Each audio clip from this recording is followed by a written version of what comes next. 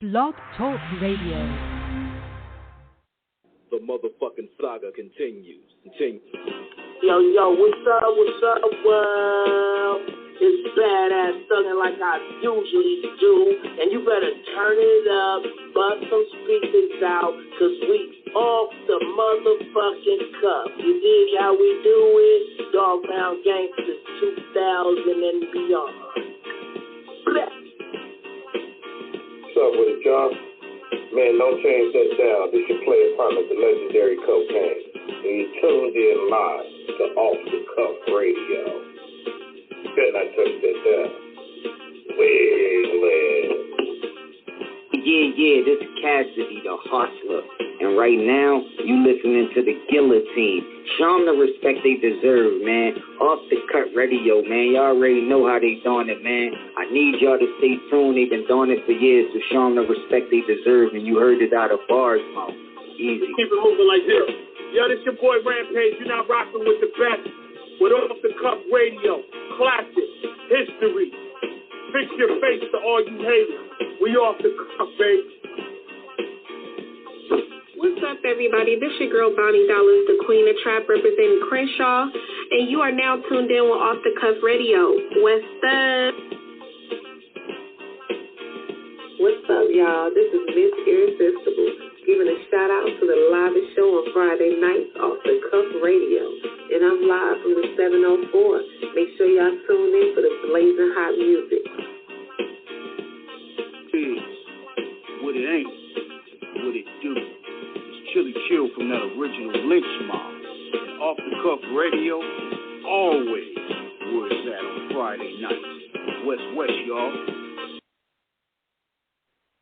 All right.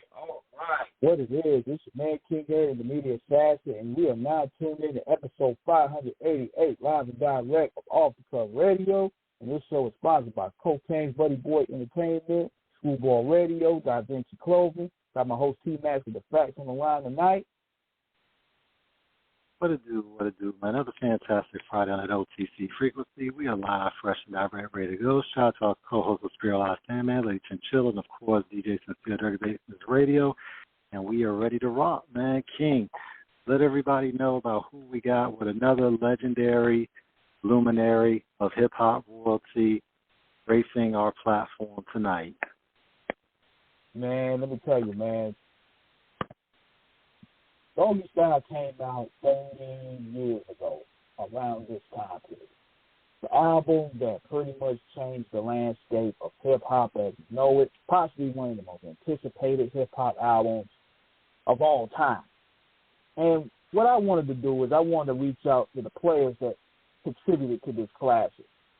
This gentleman in particular that's on the line with us was a part of that. And we want to take our voice and our time to showcase his talents, his contributions, and to let it be known his worth and what he brought to the game. So here to tell his story, his contributions to hip-hop and where he's going forward, let's all welcome Chris the Glove Taylor to episode 588. Yeah.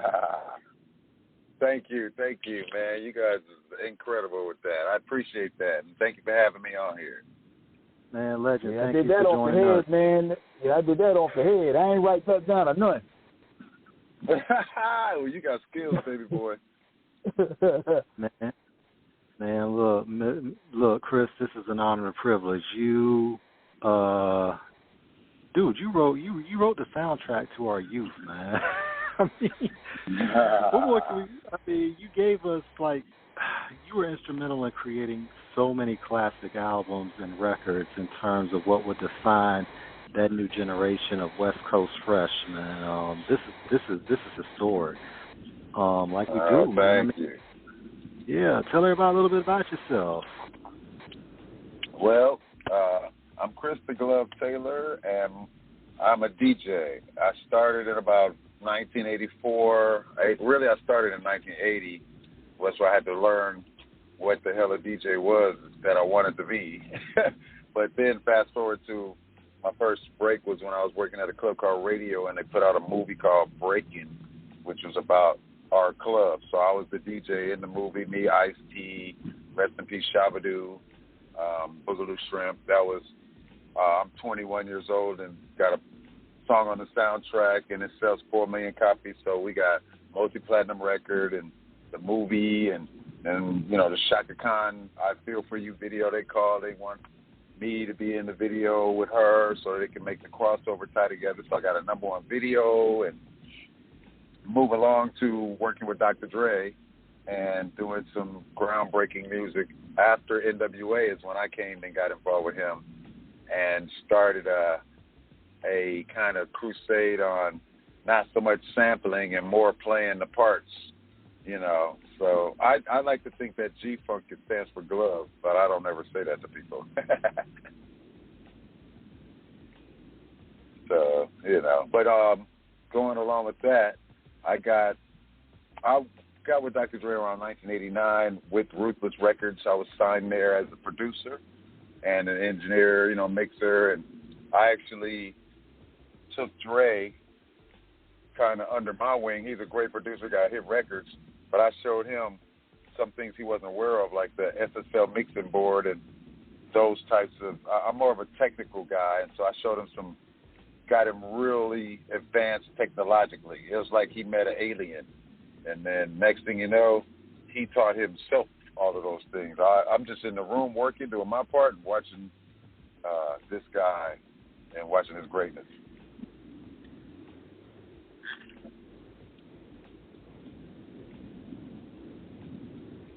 Absolutely, absolutely. What did you see during that time in terms of what was going on with it, in terms of how things are changing? I didn't hear the first part of that.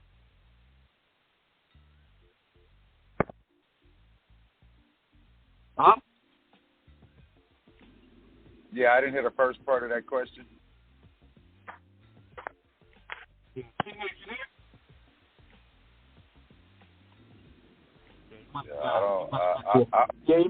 must have went through a little. Yeah, I lost communication for a second. Yeah, and what did you see in terms of as the time started changing, in terms of how the music was changing, and how you were really beginning to be ahead of the game in terms of doing it like that? Okay, yeah. So what happened is when we were doing 100 Miles and Running, Dre was still heavy into sampling a bunch of sounds. He was into the sound of what was it? Chuck D's group. Those producers that did that. Bomb Squad. And Bomb Squad. He was heavy on that type of sound. And what happened is as they continued to stack that, I was coming in with a different vibe for him. I was more soulful and wanting to do, you know, the first move was when we did a soundtrack for Think Boys in the Hood. We did a song on there where we sampled Bobby Womack, and that was like the turning point to what we were doing musically. And then I was working in the studio where I had all these old keyboards, the ARP Odyssey, a Mini Moog, and Fender Rhodes. I was like, we should just use this old. Now, remember, in the 80s, that stuff was old. Nobody was using it. It was all about, you know, the new, and the synthesizer was coming, and, you know, those things was old. And it was along with the P-Funk sound. So with that being together, it was like, look, we want this sound. We need to use these instruments. The rest of the world, we really weren't listening. You know, personally, when you make music, you don't have too much time to listen to music, if that makes any sense. So I couldn't tell you if music was, and I was a DJ at the same time, but music to me in the club was different from what you're speaking of, which was changing. Like we were doing stuff that was hot in the clubs. So like those albums got like Dre Day and Let Me Ride, stuff like that was like gangster party type music. You know, we did Who Am I with Snoop, you know, that's party music for us. You know, I mean, but when you look at the entry, I mean, yeah, go ahead. No, I'm done. Yeah, but when you look at your entry, Chris, I mean, being in breaking, your introduction to the culture, your contribution was seismic. With Breaking 1 and 2, of course, rest in peace to Shabba-Doo. You know, of course, we remember Turbo. Of course, Ice-T was in the second one. I mean, you're talking about the West Coast answer to hip-hop cinema, you know, this show that you all were vital and consequential and historical with your contributions. You know, and this was something about the West Coast. I mean, especially with the radio stations going back to K-Day, Power 106. You know, this is something that really kind of set that template in terms of how people would get to know it later on and what was going on. So definitely. Obviously, you being a DJ, obviously, you were able to really kind of get a feel and a pulse for what was, you know, hot, and then, of course, what was going to come next. Yeah, I was being a DJ, and I was a house party and club DJ, so I'm a street DJ. You know, so being in the street, you know, we got to go to one part of town to get our gear. You hear music being played out of cars and backyards. Then you got to go to another part of town where the white folks are. That's where my party is, and people got money or whatever. It's different music. And then in between, you know, I used to play soul and new wave all the way across the board, bro. I played it all. And I was what's called a Billboard reporter. So when I DJ'd, all the record labels wanted me to have their records. Where other DJs were looking to join record pools were looking to recruit me because that's how they got their reputation. They have so many Billboard reporters, they get more records. You know what I mean? So I've always had a super pulse. Like, you'll see a DJ with a white label, I'll have a test pressing. You know what I mean? With handwritten label. I'm that DJ. So being that part, being that person, it helped me be ahead and hear music. You know, I broke records like Beatbox from Art of Noise, and I was the first person to ever play that record type thing. And like some Madonna, Everybody, and these records. So they make sure I get them for my set that night. And Jelly Bean and Michael Jackson are going to be at the club at radio, so play this record. Right? Yeah, Jelly Bean Benitez, who was producing Madonna at the time. Or like I'd have like Sting or you know, a lot of Clarence Avon, rest in peace. He'll be coming to the club with this young girl they're going to sign named Janet Jackson, who ain't nobody. She had a flop record, you know, and so this guy's going to sign her and roll with her. And, you know, she's in the club, you know. She's 15, 16, whatever. Radio was 13 and over, no alcohol, but you could bring your own. And they had graffiti artists and break dancers. Yeah, it was it, man. It was just a happening, bro. It was so crazy. So all of that life is probably where my rebellious nature comes from within the music that we made, because you could never stop what we were doing. It was, you know, my mom, back in the day, they would tell you, I hear stories about guys saying, don't destroy my record player and all of that from trying to scratch or play records or whatever. Where me, I just researched what was needed, got a student loan, and bought turntables. You know, I didn't have to hear my mom. My mom was saying, come in the house to eat. She wasn't saying, don't scratch up my record player, you know. It was a different thing, man. Yeah, my mom and dad supported every move I made. I mean, but you all had a move in it. Yeah, I was saying that was dope, man, because, you know, that goes to show you right there that even you being from L.A., they still practice the 5 elements. Absolutely. That's the only way it's hip-hop. If it's not a DJ there, it ain't nothing. It's like a seminar. You know what I'm saying? When the DJ comes, there's music. He got a microphone. Now this guy want to talk on it. You think he's going to tell everybody to move their car? He start rapping. Now you got Ice-T, who's been on TV for 40 years because he took the microphone. Watch yourself. And so, you know, that's how it goes. But DJ had the equipment. The DJ is hip-hop. Everything else is a part of it. Graffiti artists are also individuals to hip-hop because they don't need a party to go spray a train. They do it in secret. So those elements, see, the thing is, all the elements should be able to run independently of each other. But rappers need DJs and musical equipment. They can't be independent. A DJ can be independent. Back in the day, the DJs were the rappers. They would call a DJ so-and-so. Like, I think it was DJ Africa Bambaataa, you know? Right. Grandmaster Flash, he was the group, and the Furious Five. Like, that's to say a whole lot. And a lot of the rappers didn't like that, so it changed. Yeah. Eric B. and Rakim became Rakim. Yeah. The God himself, you know, and but yeah, but it was something about being that, but when you look at it, of course, yourself, rest in peace, Mixmaster Spade, rest in peace, so many, Rodney-O, you had Rodney-O and Joe Cooley, the West was really beginning, who can forget about the parties, they used to go down Palladium, Skateland, all those spots. Yep. Mm-hmm. I used to see that Palladium. Yeah, shout out to, Uncle Doug, Doug Young, who's been on the show a couple times. I know Doug. That's my boy. Yeah, man. Kenya Ware, we love her so much, Wow. Yeah, we'll talk off air about all that, but yeah, man, we man. There's a lot of people there's been a lot of people that's been involved with helping us in our journey as well, man. Oh yeah. I love that, man. I know these names, man. These are my people. Yep. The LA journey with music is quite an interesting one, man, because it's different factions. You got, I'm from the West Side and South Central.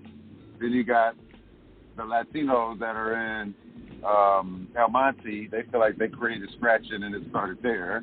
And then you have brothers that's from Compton saying that they're the godfather of hip-hop. So I can tell you this, I was scratching records before them dudes was out of high school, most of them. So I don't know. Godfather probably really more like a big brother to me, you know what I mean?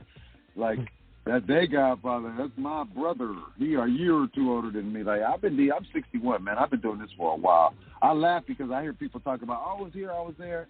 Then I do the math. I say, how old are you? Oh, I'm there. I said, you would have been 11 years old. There's no way you were at radio. Right. You were not there. If you're 50 years old, you're not old enough to have been there. They got to exaggerate the age.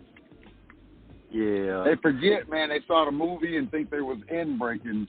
It's that memory Mandela effect thing. You add yourself to stuff. We live in a universe in our brains. If you close your eyes, you ain't going to see nothing. And when you open them, you're going to see everything you want to look at. You're going to point your face to what you want to see. So it's your universe, Your universe is going to have in what you believe. If you believe that that's what happened, that's what's happened. I beg the difference sometimes as well. Yeah. When you saw, as the West Coast began to really come to prominence in terms of,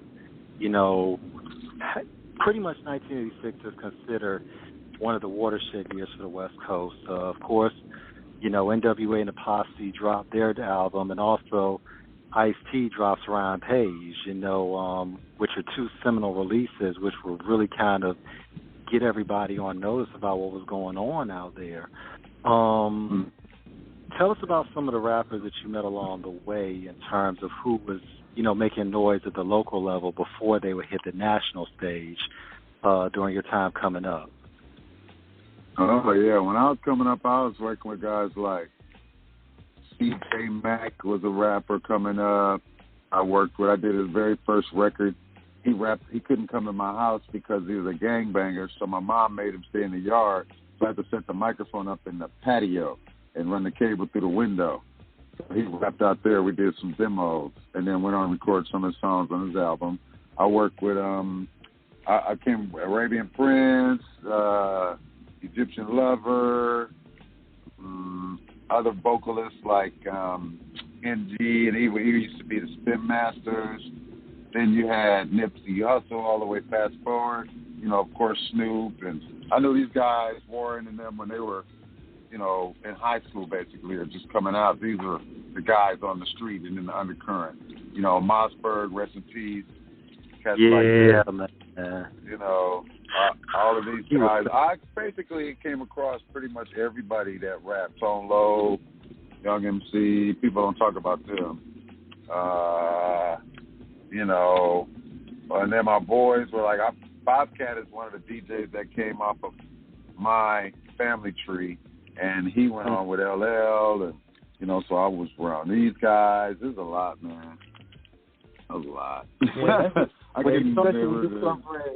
Yeah, especially when we covering hip hop and 50, man. 'Cause there's so many names, man. Like there's so many names. We didn't even scratch the surface of so many names of even the fallen soldiers that put this thing together. Oh yeah, there's so many names. Like I probably said such a minuscule amount of names. It's hundreds.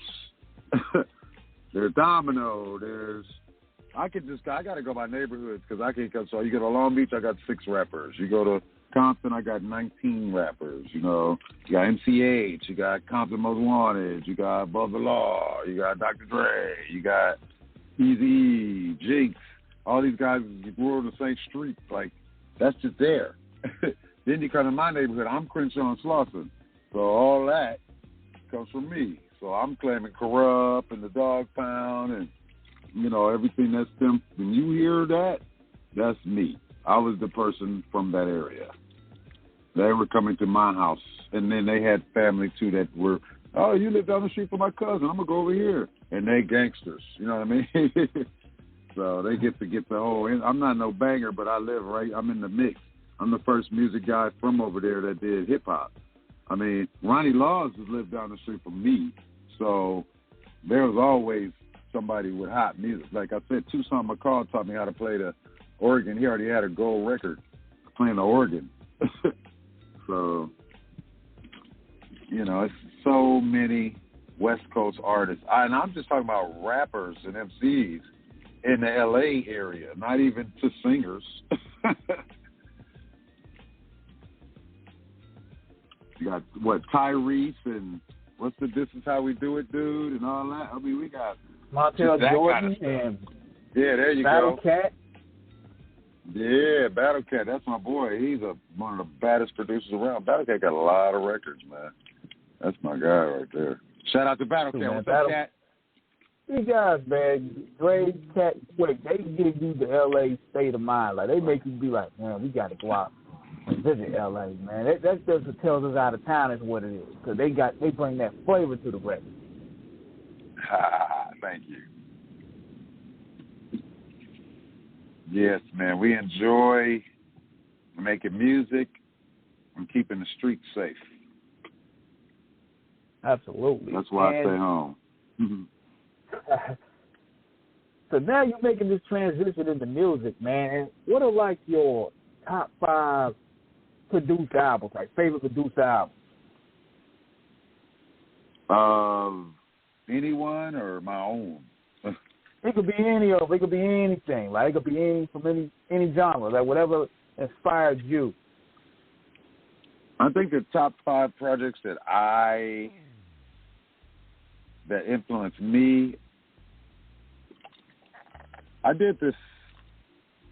This guy did an interview with me, and he asked me to tell him the songs that I listened to before I became a producer, and that's pretty much what would be in this top 5. Like it wouldn't be no hip hop unless you're talking about somebody I want to produce or work with.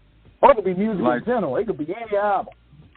Yeah, so I'm thinking my top 5, starting with 5, it's like Off the Wall is number 5. That's like, that guy was a kid doing. So Michael Jackson, I've recently heard that Drake or somebody just equaled or surpassed Michael Jackson in number 1.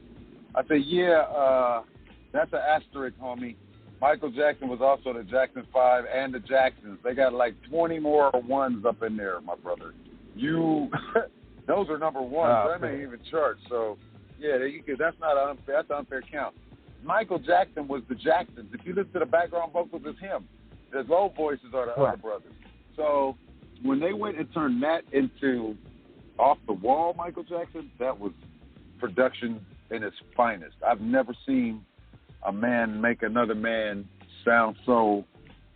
He opened up like he didn't turn to a flower. He turned to a USC Rose Garden. You know what I mean? This dude, wow. So Off the Wall, right? Number 5. Number 4,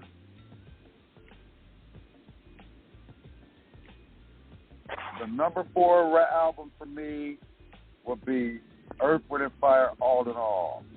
That's number 4. That's the one with Reasons in September, right?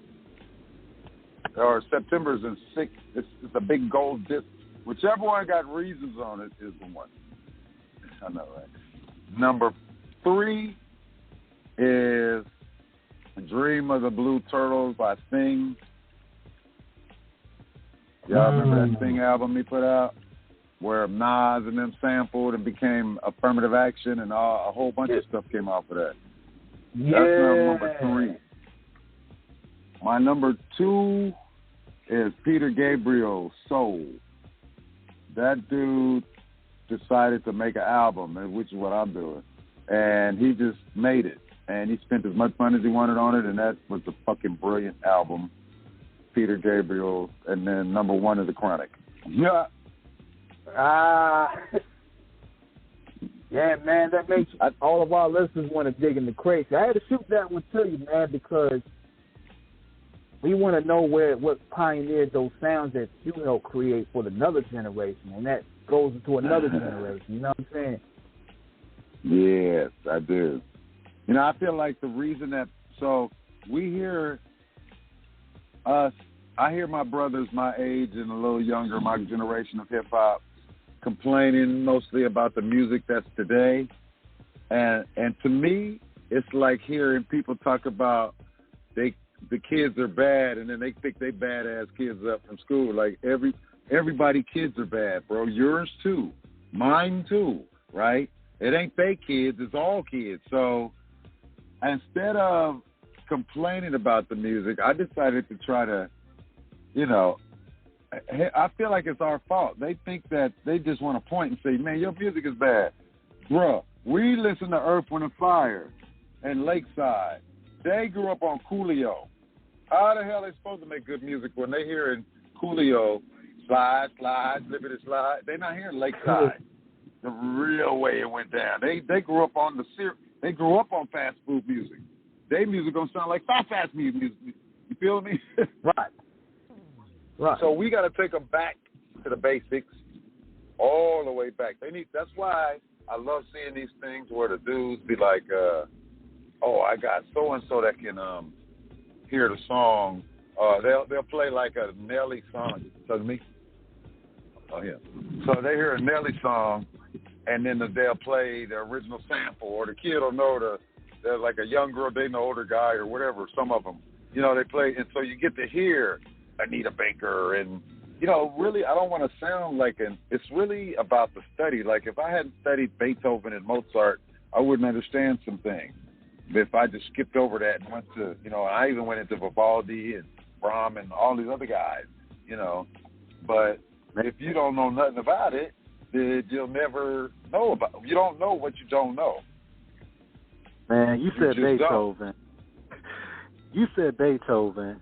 And that's like a special place in my heart, especially Moonlight Sonata, second movement, A-flat major.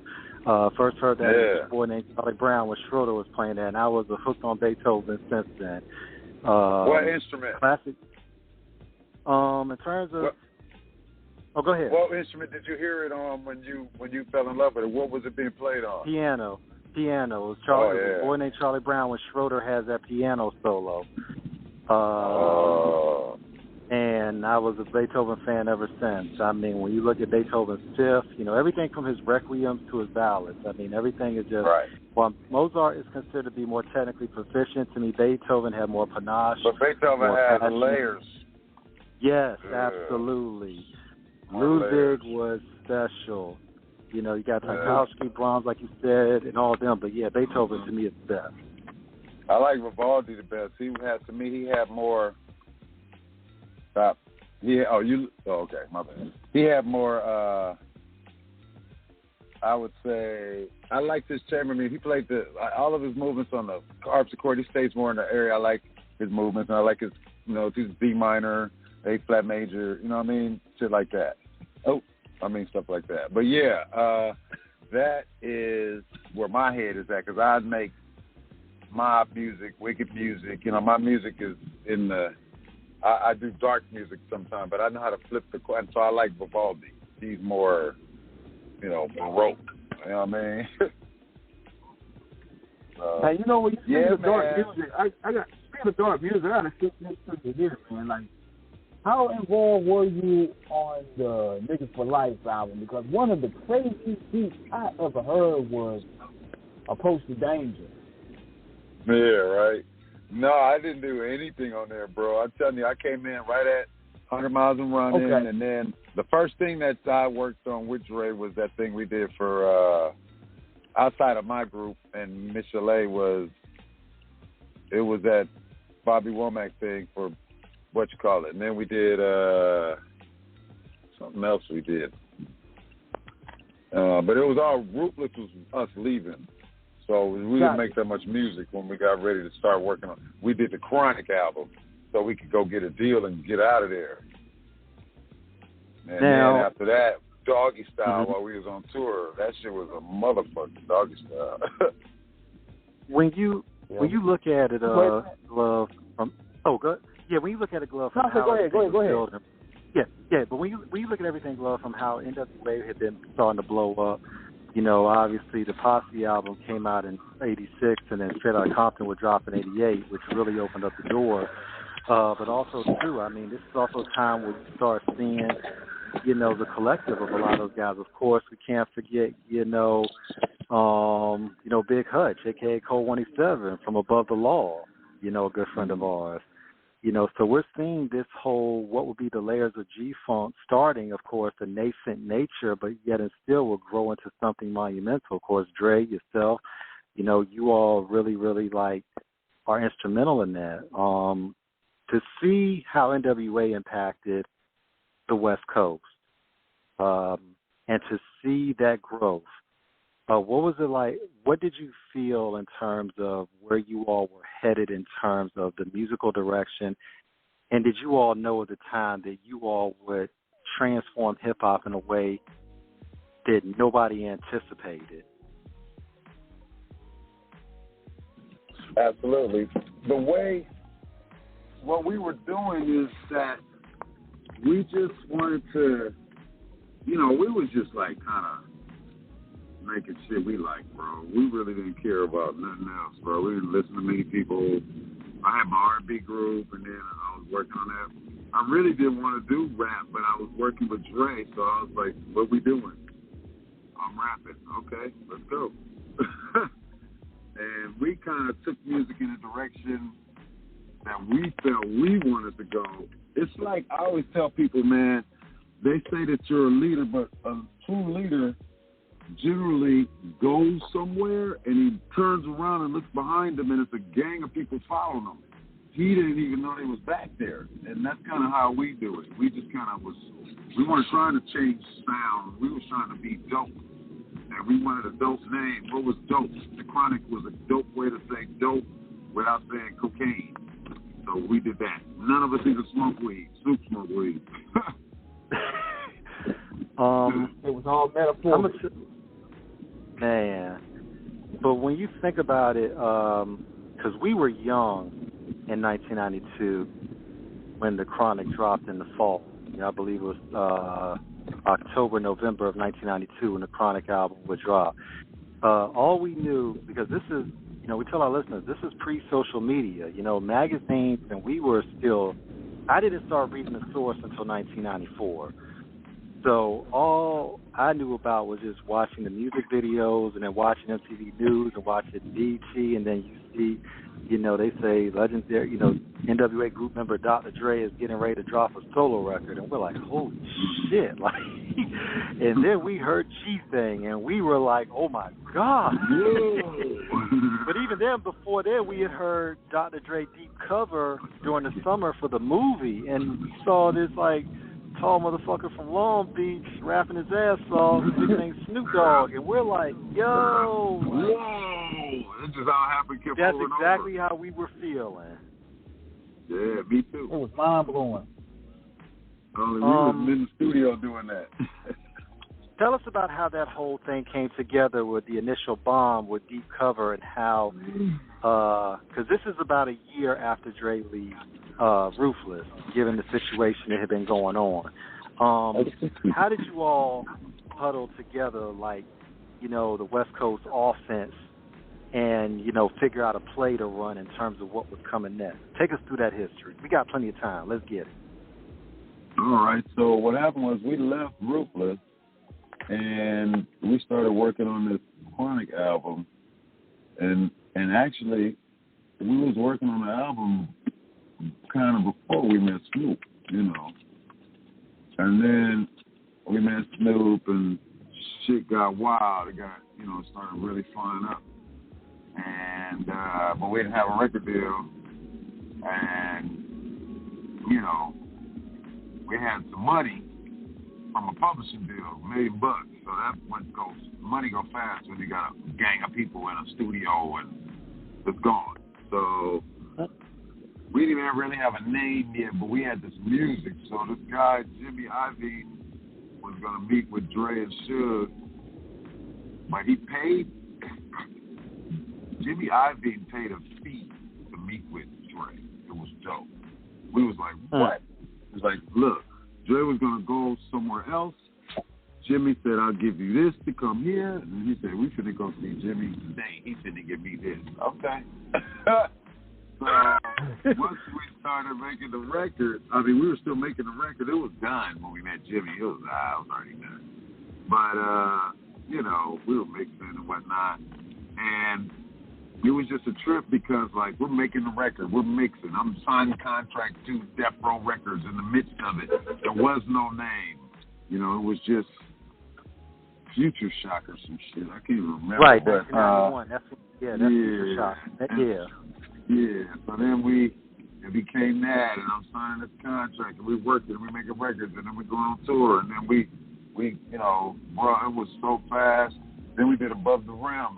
We had Snoop Doggystyle. Then we did we did all that shit in 1 year, bro. It was I was busy, man. That shit was crazy. Man, that's the answer. It was crazy.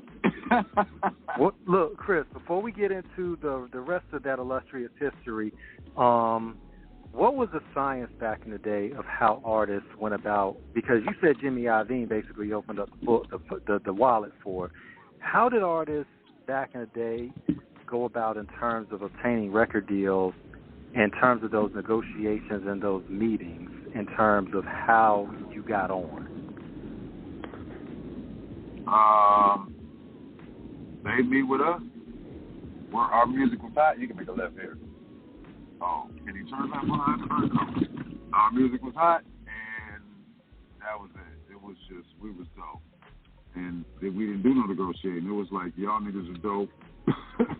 What do you want?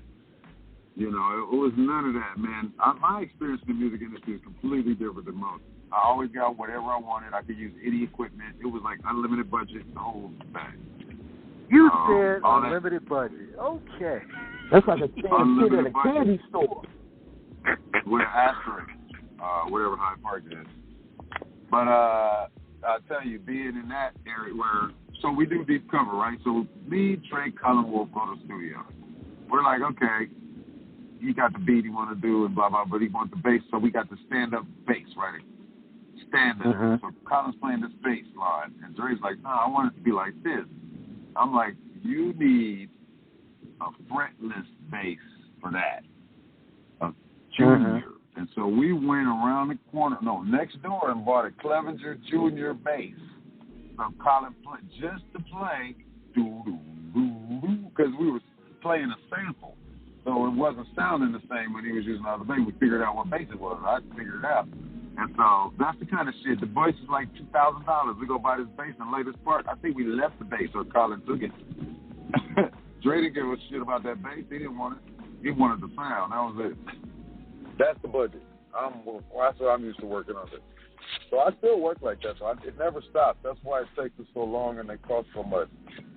If you want to make music that sounds like ours, you got to spend money. You can't do it in the bedroom. I've never made one. None of those. The only one I made at my house was stranded on Death Row. That's it. Everything else was in a $1 million studio. Man, to get these stories, Chris, is historic because, to hear from people that were there, and to also, of course, give flowers to those, along the way that we lost, like DJ Train, Easy, so many others that were instrumental. Yeah, man, rest in peace to Mr. Lars, man. I mean, oh God, to go back in, and he didn't know his family was out, but that man went back into a house fire to save his family because he thought they were still in there. And wow, yeah, man. But rest in peace to Train, man. But when you look at everything in terms of how that history, you all were part of something. When you first heard the cover, when you first heard that bass, in terms of the tracking, because it starts off with the bass, like you said, doom, doom, doom, doom, doom, doom. Okay, so let me help you. Let me help you. Go ahead. The way you hear that song, the way it was introduced to the world, is not the way we know that song. Okay. So like when I told you we needed that bass, we already had the beat and everything, so it was a sample, had the beat and everything down, but the bass wasn't sounding right. So I was like, let's go get the bass. So then we broke it down and made that intro. Well, when I first heard the beat, it was when we was putting it together. So I'll give you another story. Let's move to, I did a track for a song called Phone Tap. So that's with Nas and AZ and them, right, the firm. So when I did this Phone Tap, that's what Big Boy plays every day. He plays the phone taps on that track I did. So when I made that track, I had an idea and a concept and a sample. So I worked that out. I got the headphones. I'm in the drum machine. I made all of that by myself, and I'm playing it in my headphones. And then I'll just shorten the story for you because there's some creative story part of that within the drum sounds. We got time. And all, we got time. Tell as much as you want. We got time. Well, you said long form. So when I sit down to compose Phone Tap, there's some drums inside the drum machine. So I turn to my boy Butter. I'm like, these are your drums, bro. Let's take them out. I want to put some drums in, find some drums. I got this thing going. And he's like, oh, no, you can use that. And I looked at him like, bro, don't be nonchalant with these drums. And he's like, no, you can use whatever you want, bro. I said, let me tell you something. If I use these drums, you'll never be able to use them again, bro. You can't. That's it. So he said, ha, ha, ha, like, yeah, right, Mr. Big Stuff. You know what I'm saying? So I told him, right, I said like, yeah. I told him, listen, if I use these drums, you won't be able to use them. He said, okay, use them. So, the drums for Phone Tap are, like, specific for that. No one else has ever used them except in a song called Can't Believe, where they sample Phone Tap. Yeah, Faith, yeah. So that's just that part of the story. But anyway, so I'm whipping the beat up, and I got it going. I'm listening to it. Because I had to flip the loop in a way to make it extend. It wasn't long enough, and it was weird. I had to do calculus in my head and figure some new shit out. I was on some new shit. So anyway, I worked it out. Yeah, it was way out. It wasn't in the right time signatures, a whole bunch of shit to it. So I got it in there, and then I knew I wanted to replay it with different instruments. The guitar, I wanted the guitar to play the clarinet part I had.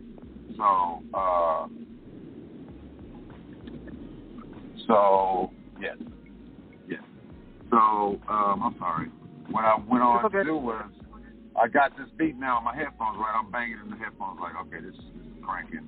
So Dre and them, they had a thing where the drum machine I'm using is connected and ready to be recorded onto the multi-track. It's all in the board and hooked up. So he reaches over, he goes, what's glove cooking on? He hits the button, turns it all the way up, and they hear Phone Tap, the beat. So that's normally to make fun of you, right? Like you halfway through a beat. Most guys be going, no, wait. So I looked at him, he turned it up, and then the door flew open. Nas, AZ, the track masters all came running in. They was downstairs working on, I think what happened was they was working on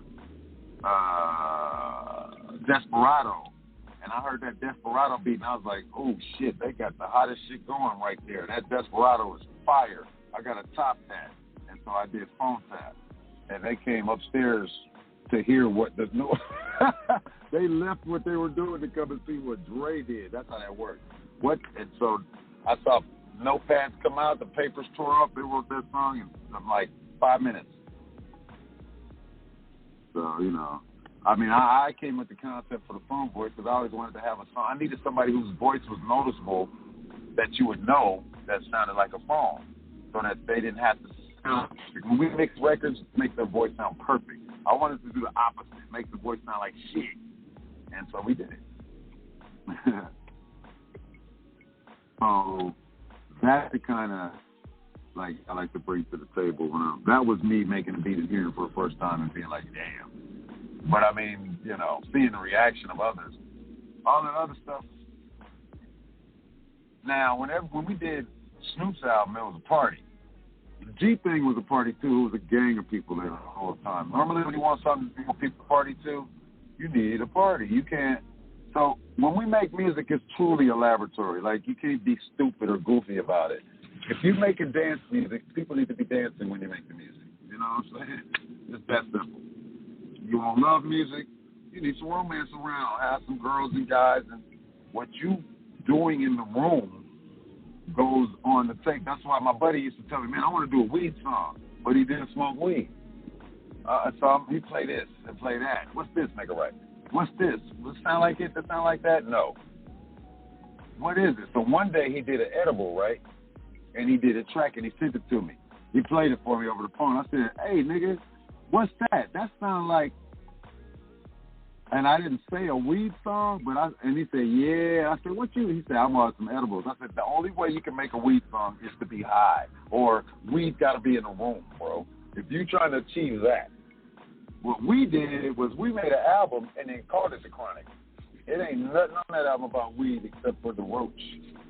So this gonna take you to the beach, and that's my house, but that's the siren. Yeah. You're not fucking with your mood. That's the one car that stopped for you. And that other truck that tried to run you over. I'm sorry, y'all. I'm with my homeboy. This is another magnificent artist. I'm not even gonna tell you his name yet. This nigga's sick. So anyway, we coming off from the studio right now. This is the whole, you gonna ask me about this story in 20 years, it's the same thing. This is Snoop again. So, I mean, down to, if you knew this guy's story, where did the story come out? This dude's a boxer, like a bare knuckle boxer almost. Like, you know what I'm saying? Damn near Street Fighter by night to make money to pay his bills. Man. So, yeah, bro, this is real. Straight. You get the beat, you know, right. You can be too light. Before the Firm album, obviously before you do Phone Tap, when the Chronic album dropped, it was such a shift. It was nothing we had ever heard before. You all had arrived at a nuclear level once that hit. Take us through that 1992 to 95 journey in terms of what was happening, because that's what we had to get back to earlier about, you know, Chronic, Doggystyle, Above the Rim, you know, everything that was happening during that time, and when you all realized, like, this ain't no regular shit no more, like, y'all are like superstar on. Mm-hmm. Shit, man, when we started working on that, everything happened fast, bro. We was just, this is what I tell my young people, man, like I was telling my man now. It's now, it's not time. You're not going to be in the big time. It is the big time. So know you in the big. When we was working on Snoop's album, every day. Actually, when we was working on The Chronic, Snoop would ask us, yo, people going to know who I am, Dr. Dre? And we was like, you're going to be as famous as Michael Jackson, bro. We're going to sell, your album going to sell like Michael Jackson, bro. We're going to break records. We'd say this every day to Snoop. He would reaffirm every day or every couple of hours, 2-3 times a day, multiple times. Keep on past the next 2 days. And then, you know, we came out, we sold more records still to this day in the first day than any other solo new artist. 800,000 in a week, 390 in a day. 390,000 albums in one day, bro. People had to leave work and go buy them. There wasn't no downloads. It would have been 1 million if there was downloads. Oh, God. I mean, people got off work, lined up, and bought this album. They don't do that for music no more. They don't even do it for tickets. They go straight for it. So, you know, we wrecked shop, bro. When we came in, it was nobody's business. We was tearing it up. You're going to make it right into this shop. So, So, I'm going to tell you, man, at the time, things were moving so fast. Shit was going so hard. It was just fucking amazing, bro. I couldn't even tell you when was Thursday. You know what I'm saying? Yeah. And that's really kind of it. It was so much going on, bro. Right over here, and I'm going to hop up. Yeah. So, maybe you could ask me a more specific, like, when I was with Dre or when I worked with Tupac, because it was so much stuff. It was I was going to ask you this. Yeah, I was going to ask you this myself, man. Like, you being under Dre's jurisdiction, you tend to give detail of Dre's role as a producer because people tend to get that term wrong about what he really does in the studio. Like, you care to give clarification about what his role as a producer is. I can do that for sure. Dr. Dre is two things. Number one, hang on, I'm about right here. Baby boy, I appreciate you. We're going to chop it up. Yes. Grab this. If I leave anything, if I do, get it back to me. Should be good, right? Yep. All right. My boy. I have to get out the... Okay, so Dr. Dre is a producer. Let me tell you something, man. I don't play well with others at all because I know how to do everything in the studio. I mean, like, I know how to turn on the power in the studio, okay? I know, like, I'm going to do this show called Producer Island where two producers go and come out with product. You see what I mean? Like, no engineer, no musicians, no nothing. Just the producers, Producer Island. We're going to see who's those. But Dr. Dre, this dude is not only a project leader, but he's a genius and a musical genius. He's not only a genius, but he's a coach. So, like, he would tell me, like, the way I did Stranded on Death Row, this dude's produces songs, and he got a deadline. So, he got these other songs. So, he got me. I need you to do this. Okay, cool. I'm going to go to my house. Like I said, that's the one thing I did at the house. So, I go to the house. He said, I want you to take this beat, loop it with this bass line, and put this with it. I said, okay. I went home. I made the beat that became Stranded on Death Row based upon his specifications. Yeah. He told me do this, this, and this. And then I did it. But I did it. You know what I'm saying? I put the track together. I put the music on there. I recorded it down on the set. I mixed it. You know what I mean? We did it, but there's some of me in we. You know, it ain't just another person. So and I don't attribute that to Dre at all because I don't feel like that's his place. There's people who do credits, and there's people who's supposed to make sure that you get whatever. A production is paperwork as well as music. Right. And the most important part is that. And when he delivers that as well. With all the music he's done, there's only a few people who, look, bro, go to any place that's hired a great number of people and see how many people have felt slighted in a way. You see what I mean? Whether it was the boss's attitude or they didn't pay him on time and they feel like they stole it when it could have been a mistake. So, hey, I lend to the fact that people are human and they're really not trying to screw you, basically. So if that's the life I live in my head. So if there's some misprints or mistakes on my end, that's just something that's got to get cleared up. But as far as greatness, and I would not work with anyone else. I'll work with Dr. Dre, though.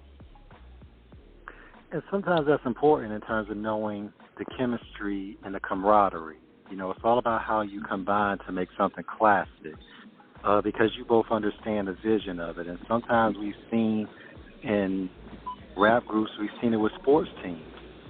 We see it in regular life. You have people who sometimes let their ego become the excess because they think they are the everything when they are the something but not the singular thing.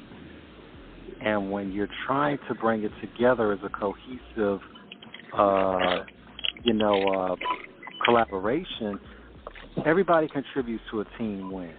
And I think sometimes with some people, they don't understand that. For where you all were, because this is before Pop, gets with y'all on Death Row. Tell us about how marketing was for albums, how it was done back then, what it was like to actually do interviews with magazines, and then how you all put together like video projects, the treatments for it, how you all wanted to do a full rollout for what was there. Well, that's funny because so now I was involved with a lot of segments of the rollout because I was doing a lot of work in other areas like creating videos and creating concepts for when we were touring, came up with the stage concept again. So I'm involved in a lot of different areas, and I will be with Dre on some autograph signings, especially when we're on the road. But basically, with all of the roll-ups and all of that and everything, where I would be present at events. I wasn't there scheduling and setting up. You know, I'm 29. We made the music. They sold the music. You know what I'm saying? So basically, the thing that I liked the most was how the streets reacted to us once we became Death Row. One thing I do know is on the street team level, we had everybody in L.A. basically wearing Death Row shirts before a record drop. You know, so we had a lot of community awareness because of Suge and the movements he was making in the different neighborhoods. So that was a really big part of it. Plus, at this time in our lives in L.A., there's no major musical movement. It's NWA, and that died off, remember? And Easy is the enemy, and their music is whack anyway, so they don't sell like us.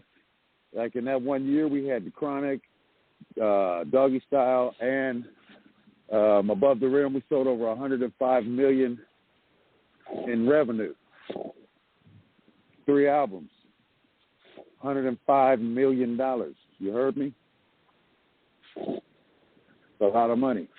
So the way those things were set up and delivered, I'll tell you this, any record that is going to come out in the Superstars album, they have the unlimited budget.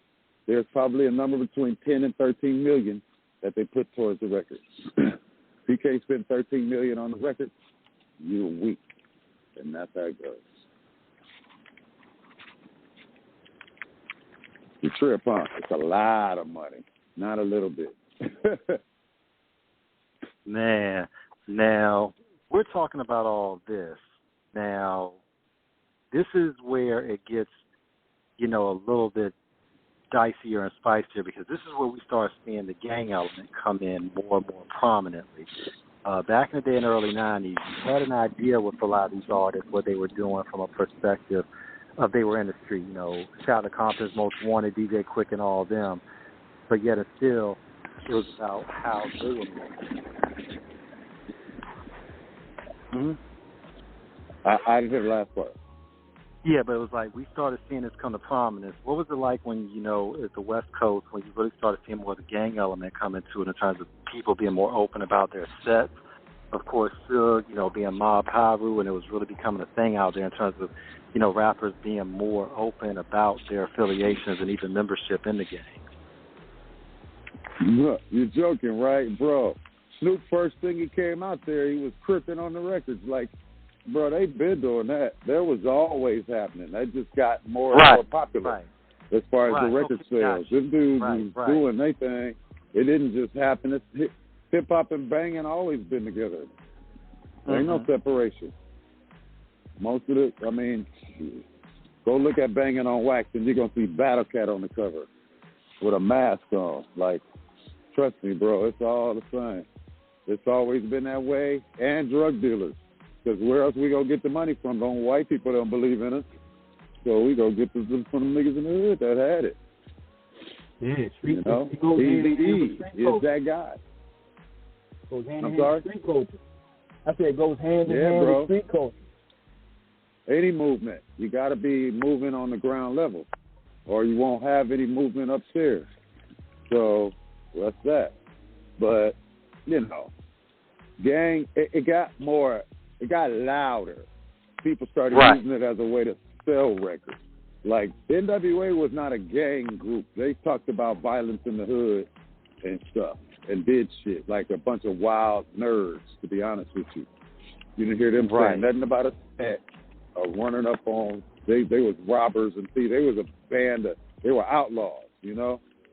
That was the whole concept, outlaws. Fuck the police, you know? Then it went to the Chronic and became bitches ain't shit. You know? So that was the whole Doggy Style, bitches ain't shit. That's why I'm getting them Doggy Style. That's why this album's called Missionary, because now he respects the women a little more. When you look at it from the hood section, Chris, how important was it for your hood to get behind you in terms of you being an artist, you know, breaking out, especially on the West Coast? Man, look, in L.A., it's like when people find out that you do something and you live in their neighborhood, it's cool, bro. It ain't no hood, nothing, bro. I wasn't no banger.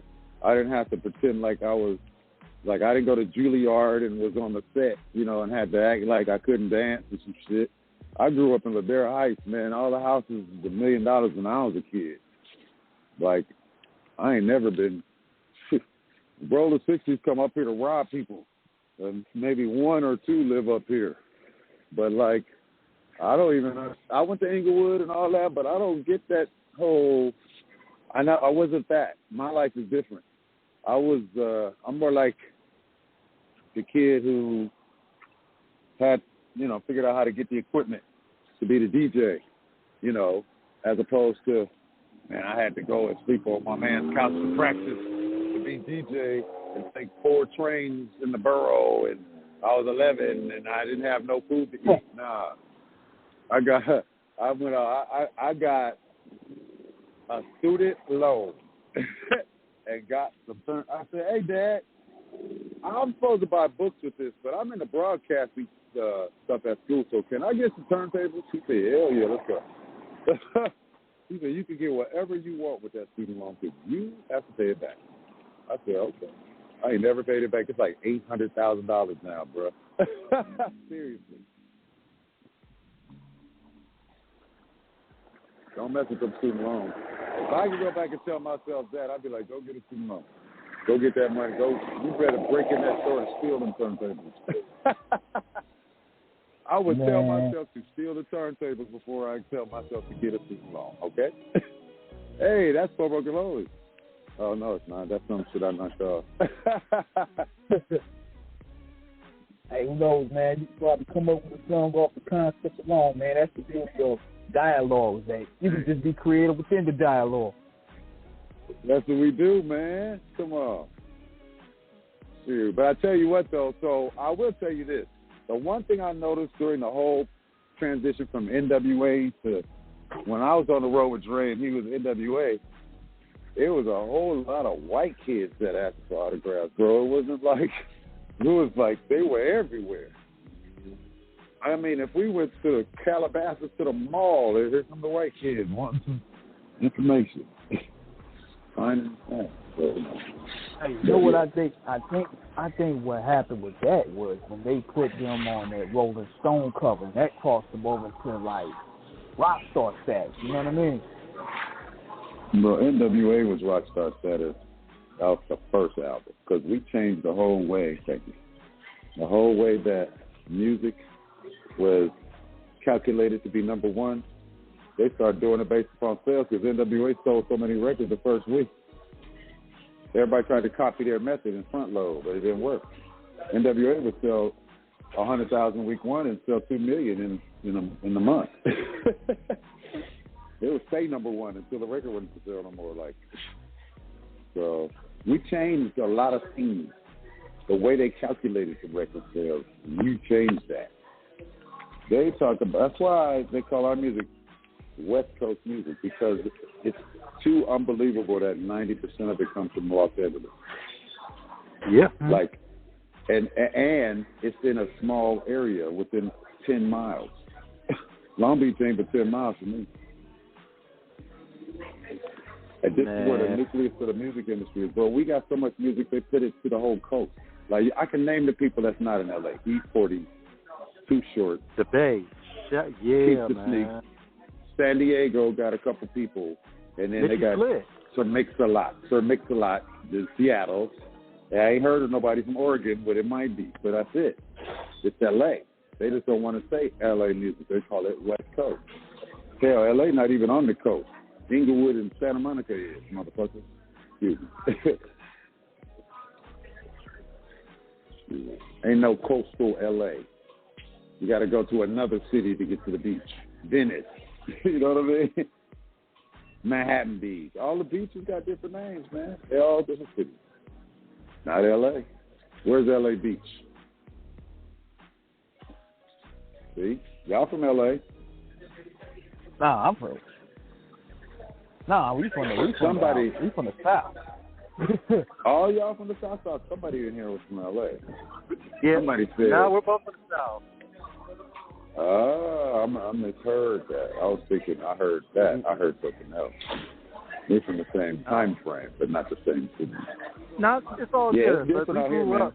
Yeah, but we grew up and definitely heavy on the West Coast vibe in terms of how y'all, did it. I mean, I have a big love for the West Coast ever since I was young in terms of, growing up. I mean, listening to guys like Compton Price, Sinister, I mean, E40 I got on a little bit later, but once I was on E40 boy, I was amazed. And of course, later on, like you mentioned, San Diego, guys like Nicky Slick, J.O. Sullivan, Yeah.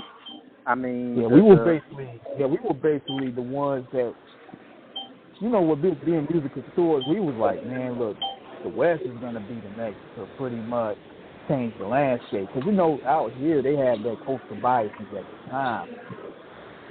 Right. As soon as Snoop and Dre came through and hit, everybody flocked the bandwagon. Man, for real, right? That's the way it goes.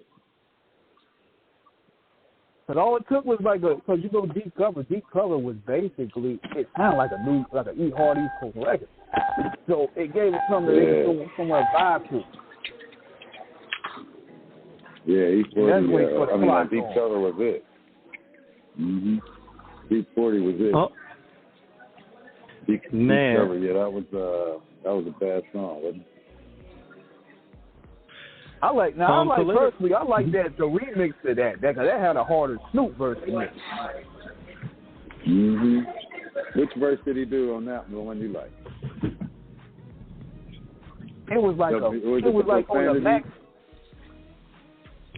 It was like a different verse he had up there. I think T-Max had the Max single to that. What's that? I ain't heard that.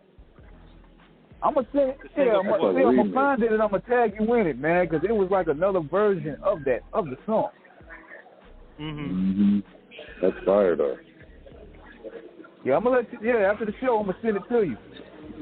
Okay. Right.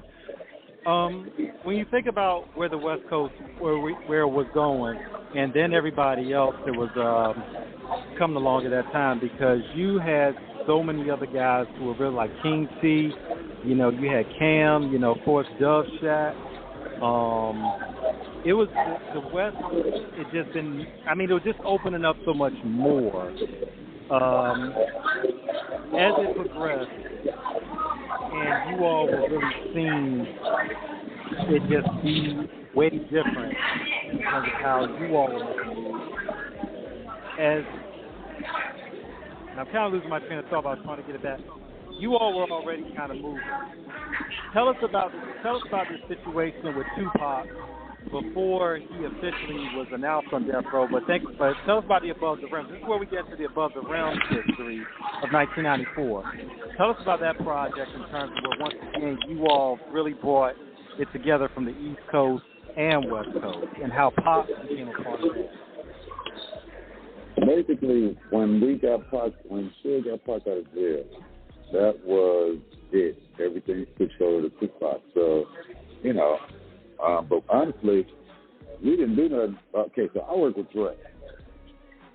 Look at how many songs Dre did on that house track. Like, we did SWV, we remixed that, and I think one other song. That album had Endo Smoke and a few other songs on it. I think it had something from Tupac. I can't remember the song on there, but we didn't do that. The only song I worked on with Pac was California Love, and I don't think Dre did too many more than that. You know, we really didn't do that. He was Death Row, so he was making money regardless of who produced it. That's why people be laughing and talking, but it's like, bruh, if you don't gotta be the producer and you make more money because it's your record label, people are trying to Dre. Everybody don't seem to understand that. They see it another way. Like Tupac and Dre, he was mad at Dre. They throw Suge in there. They don't realize that Dre was the boss. Suge wasn't the boss. Suge worked with Dre. And then he became, you know, he just began to exercise more of his own force until Dre was uncomfortable and started another company. And that's it. Like, so as far as that, I'm going to tell you this, too. When we did Above the Rim, I worked on 2 songs, and I left. And went to Texas, worked with CJ Mack. I was out there with Jay Prince and all them. And then Above the Rim dropped while I was in Texas. I'll tell you this. I heard the impact of my music in another city firsthand. Every car that went by was playing a different song on the soundtrack. And I knew all of it. I was like, even Lord G, I'm like, man, what is going on here? This thing is big. And sure enough, it's probably 3 million of them. Bang, real quick. You can tell it's Doug, look, that's the part I like. Look, Chris, Doug told us a story about when we had him on the show, and when we talked to Doug off air, he told us about when they went to Freaknet at Atlanta in 1994. And he was like, that's all everybody was playing. Man, you know what? That's real, too, because we, in 92, we had went through Atlanta and all of them when the Chronic first dropped. By the time 94, it was Snoop and that. It was both of them albums. And Above the Rim. It was like, because all of that, so we dropped Dre, then we dropped Snoop, then we dropped Above the Rim. I was like a I did No Fails, Mini. I think that so one is what? Hang on one second. So we backtrack and we got to take it to like the most you got Rainbow album or Biscotti?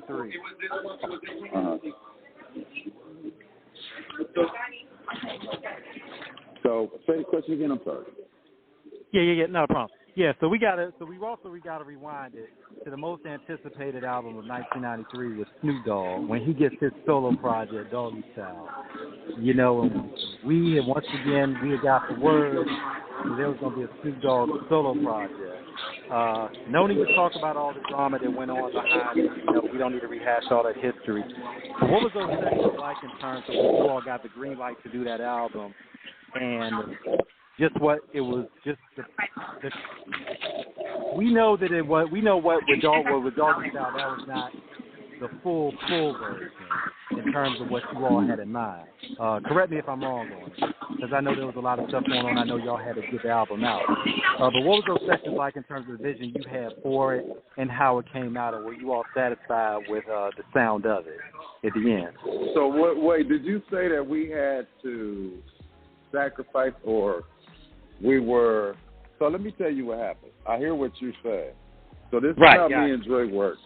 We finished when we're finished.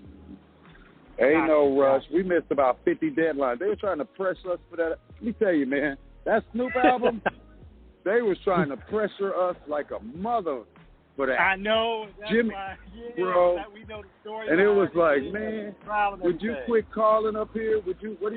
So, you know, me, I'm a Vulcan. I'm Spock, bro. I don't even hear those humans. I walk right beyond them. I keep it pushing, bro. Jimmy Iovine, that's a bird to me. He wasn't paying my checks. I was walking to Dre. When he said, hey, love, I'd be like, how you do, Jimmy? Keep it stepping. I don't know these dudes. Shit. So there's a point where now I did a lot of things on this record. You know, and see, a lot of this, I'm very tall, right? I'm 6'6". So, like, yes, sir. You know, Suge didn't approach, he didn't. Now, I was a very smart guy. I'm still smart, I believe. And I was smart enough not to fuck with Suge. But he didn't give me the same, I wasn't terror-induced like everyone else. Like, he was a badass, and I had the appropriate amount of fear and respect, but it wasn't like, so when they would challenge me, I'm a pushback guy if it's not right. Like, I'm trying to make the best shit here. Y'all dudes trying to make a buck. We trying to make history, so beat it. right? We'll be finished when we're finished. So there was a point where we have finally got all the songs mixed, and I'm editing the album together. We had sequenced it, which takes another 2 weeks, and finally got the shit off the whiteboard, and it's looking good. We got it in order. We done listened to it. I got this half-inch tape, which is the only master. I got a razor blade in my hand trying to edit the parts together. I got Jimmy Iovine on the left, Suge Knight on the right over my shoulder, like, hey, Glove, can you think you can go faster, blah, blah, blah. Jimmy's like, yeah, we got plane waiting $15,000 an hour, just sitting on the tarmac waiting to fly it to 5 trucks. You got trucking companies. I looked at him. I handed Remy the razor blade, and I told Suge, you can sit down and do this shit yourself. And I got up. No, it's okay, Glove. And they left. They left. And Suge will tell you, don't fuck with Glove, bro. Don't do that. He's going to make it take longer. And see, that's why we wanted to get the story from somebody who was there, because we heard the stories even back then about what was going on. So it's great to hear it from somebody who actually was instrumental in it and what was going on in it in terms of those deadlines. Because we don't believe in deadlines. We make music, bro. Deadlines. We don't do TV shows. And at the core of it, Chris, you all are artists in terms of this is your baby and how you want it to be. So you want to put the best project out that there's going to be, that you all, number one, are satisfied with, and then how the public will receive it.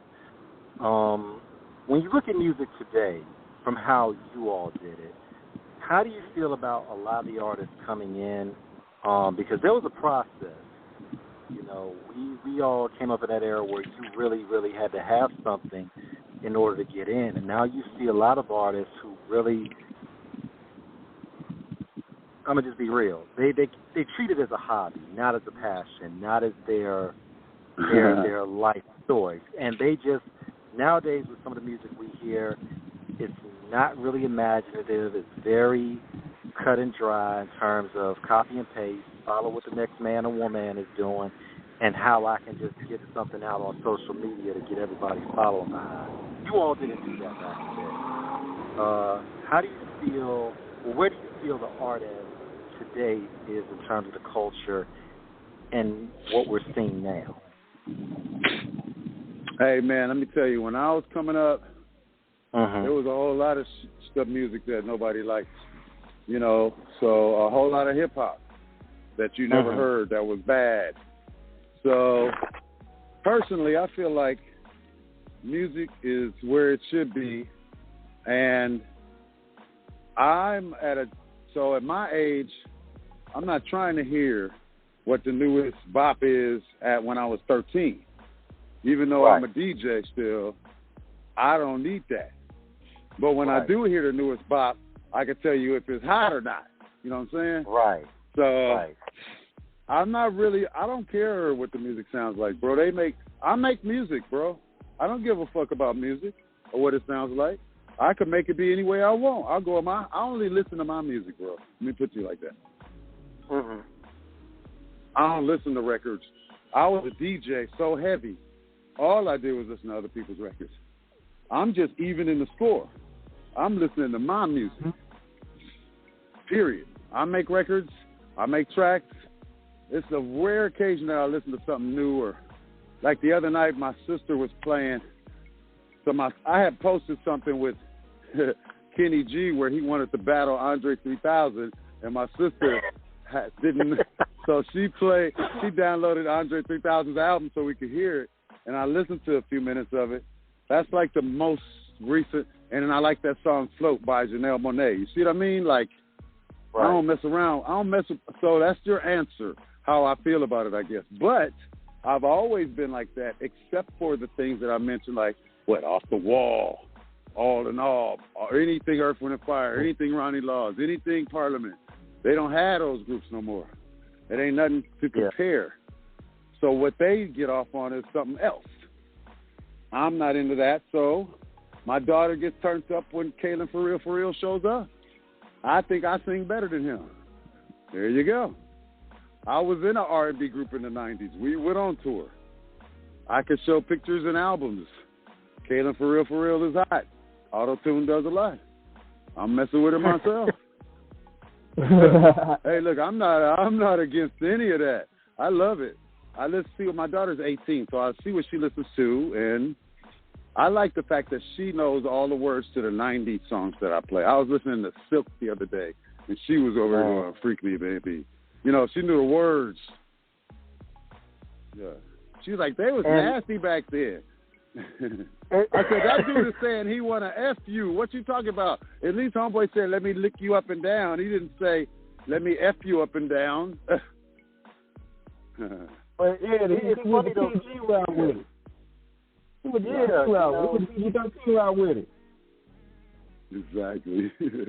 But even back in the days of Barry White and all of them, you know, when they strummed the slow jams, and Teddy Pendergrass, you know, it was never explicit. And even in the 90s,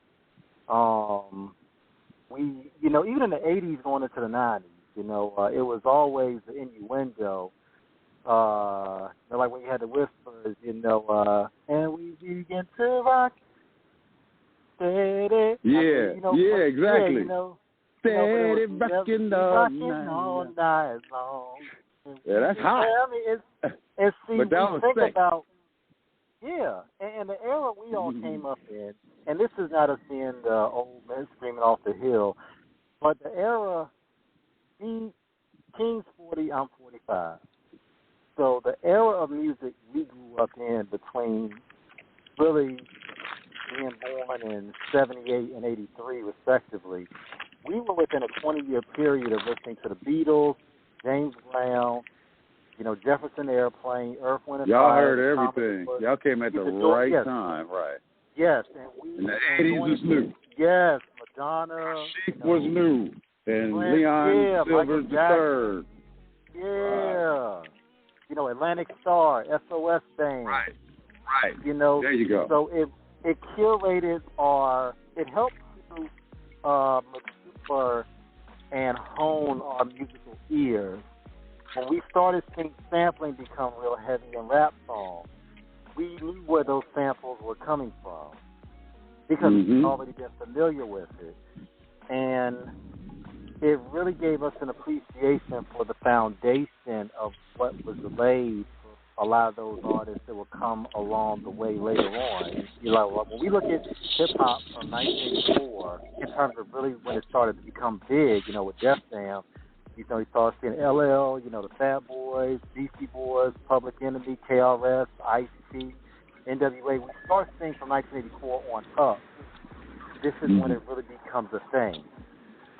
You know, so we're seeing how a lot of those influences, those musical influences would influence the artist, and how it would really kind of lay that groundwork for the classic stuff Dre, everybody, you know, would, you know, ultimately do. Like you said, Bobcat, you know, to see guys like Jinx, you know, Battle Cat, everybody. Yep. And I guess we reminisce on it because we don't necessarily see a lot of times some of the newer artists coming in giving that same level of reverence and respect to those that came before. Social media has given the cheat code in a sense, and it's not that we hate social media. We love it because look what it's done for Off the Cuff Radio, what we've been blessed with. But in terms of the musical aspect, a lot of these artists coming in, they begin to think because they get a popular bop on the radio that they can see the process like, okay, I'm popular, but I don't have to get good at it. I don't have to pay homage to the legends. And I'm like, no, because what they have are material that's classic that it will last beyond after they're gone. I'm like, y'all motherfuckers might be forgotten next week. You know what I'm saying? Here today, gone tomorrow. Yeah, but you know, people are as people are. I mean, I feel like, you know, maybe they don't know. Maybe they weren't taught. Maybe they're not dissing us because they don't know. Nobody told them. And then here we come telling them, man, you don't know, and we coming off all wrong and shit. Don't nobody want to hear that. They rather hear, hey, listen to this. And it's like, man, that's the shotgun. That's hot. Who did that? Oh, this is a group that I listened to when I was 17. That's better. That's how our parents did it. They would talk crazy about our music and then play something hot. What you gonna do when have you heard the number one song when I was born was You Beat Me to the Punch. You guys know the number one song? Look up the number one song when you was born so you know what the world would think about. So got you. I listened to You Beat Me to the Punch. They got that little beat. Bro, that's You Beat Me to the Punch. Man, bro, I could see everybody dancing to that in my mind. Like, this is hot. Like, do that. That's the beat. It's the beat. They didn't mix it like we do and make it loud, but they could feel it and catch the swing. You know, and so now we came with big beats and big drums. Now the next group is coming with weird sci-fi sound. That's their shit. I'm gonna have it. Don't be mad. Yeah. Go make music. Yeah. Yeah. Okay, they don't pay homage to the museum. Teach them. Don't be mad. Teach them. Yeah, the lane is too big. That's like, I can't really get that, like, you know, because I don't really listen to a lot of mainstream. Now, if you really cover the layers of hip-hop is still moving greatly. Like, you got the youngsters doing it. You know, lyricism, they bring in a new check of lyricism. You have the veterans still doing it. The veterans are still touring and making a killer ton of money. Hip-hop is going fine. Yeah, absolutely. And they complaining like a motherfucker. Yeah, you know, let the young people have their music, man. Yeah, let them have Let the young people have their music. Well, we don't listen to that anyway. I mean, I don't do Molly and I don't get turned up, but I know a hot beat when I hear it. I don't care what tempo it is. Oh, yeah, absolutely. I know Drake is dope. I know that. You know, people try to hate on Drake, and it's because he's an easy target. You know, Drake is just a regular dude who just, he's not a gangster rapper, but Drake found his own lane. And, you know, people try to take shots at him, but I'm like, that dude, in terms of how he really, because I tell people, I knew about Drake going back to the MySpace days back in 2006. This is like when he's just trying to, like, really, you know, figure out how he's going to do it. You know, you're seeing it, the nascent beginning, but and it's not, and it wasn't bad, his early stuff, but it was like, you know, you just like anybody, you're still trying to hone it, you're trying to figure out where it is, and then 2009. Man, when I heard Drake, when he first came out with that Girl You My Everything, whenever year that was, he was fully formed, dude. Yeah, he came out fully formed. Yeah, and he just went up the ladder. Yeah, and I mean, this is a guy. It was almost like he was built. That's that shit I was telling you. 13 million, bro. So 13 million at this light skin dude. See what happens. Oh, man, boy, the girls love him. Man, the blog era rappers was good, man. Like, even when you had Kendrick Lamar set the new bar, you had J. Cole coming in, you had Mac Miller, Wiz Khalifa, Big Crit, Drake included. I'll probably throw Big Mill out there. Hey, none of them dudes you named are special, man. My daughter go crazy when Drake come on. That's all I know. Like, I hear all them dudes, but I produce Snoop. He came out #1, and ain't nobody ever sold more than him in a day. Right. I'm that brain. Like, what? No. Something ain't right. Oh, there you go. Thank you, Mommy. Sorry, y'all. You good? So, you good? Yeah, man. Get my little lab opened up for me. So, yeah, man, I'm telling you. All that. Meek Mill, cool. Such and such, cool. Drake got a jet. Yeah. And it's a 767, bro. It ain't no G nothing. You can put 3 G5s in it. Ain't nobody talking nothing about that. That boy hot, man. Leave that dude, and then talk mess about it. You're going to get served. That dude got lyrics. I seen him kill careers. What's his name is done. Pusha T, over. He can't put no record out. Let him try. Drake got a camp of people that'll buy his record and burn it. Like, you'll never be heard. We'll buy them all.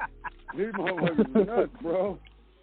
They got fans, Barbs and Swifties and shit, bro. We didn't have that. Like, they got nicknames. What's Beyonce's girls called? They got names, man. The Beehive. They got fan base. Yeah, there you go. Man, they got beehives and Swifties and fan bases. Hey, you know, to be off record for a bit, honestly, I did a post about Beyonce earlier. I might take that shit down. I don't want the beehive coming out. You better be careful. They will bug your ass. They coming. Watch, and then the Swifties is worse. Look, fam. Look, remember some years ago when Carrie Hilson kind of tried to come at Beyonce and that beehive stung her behind that?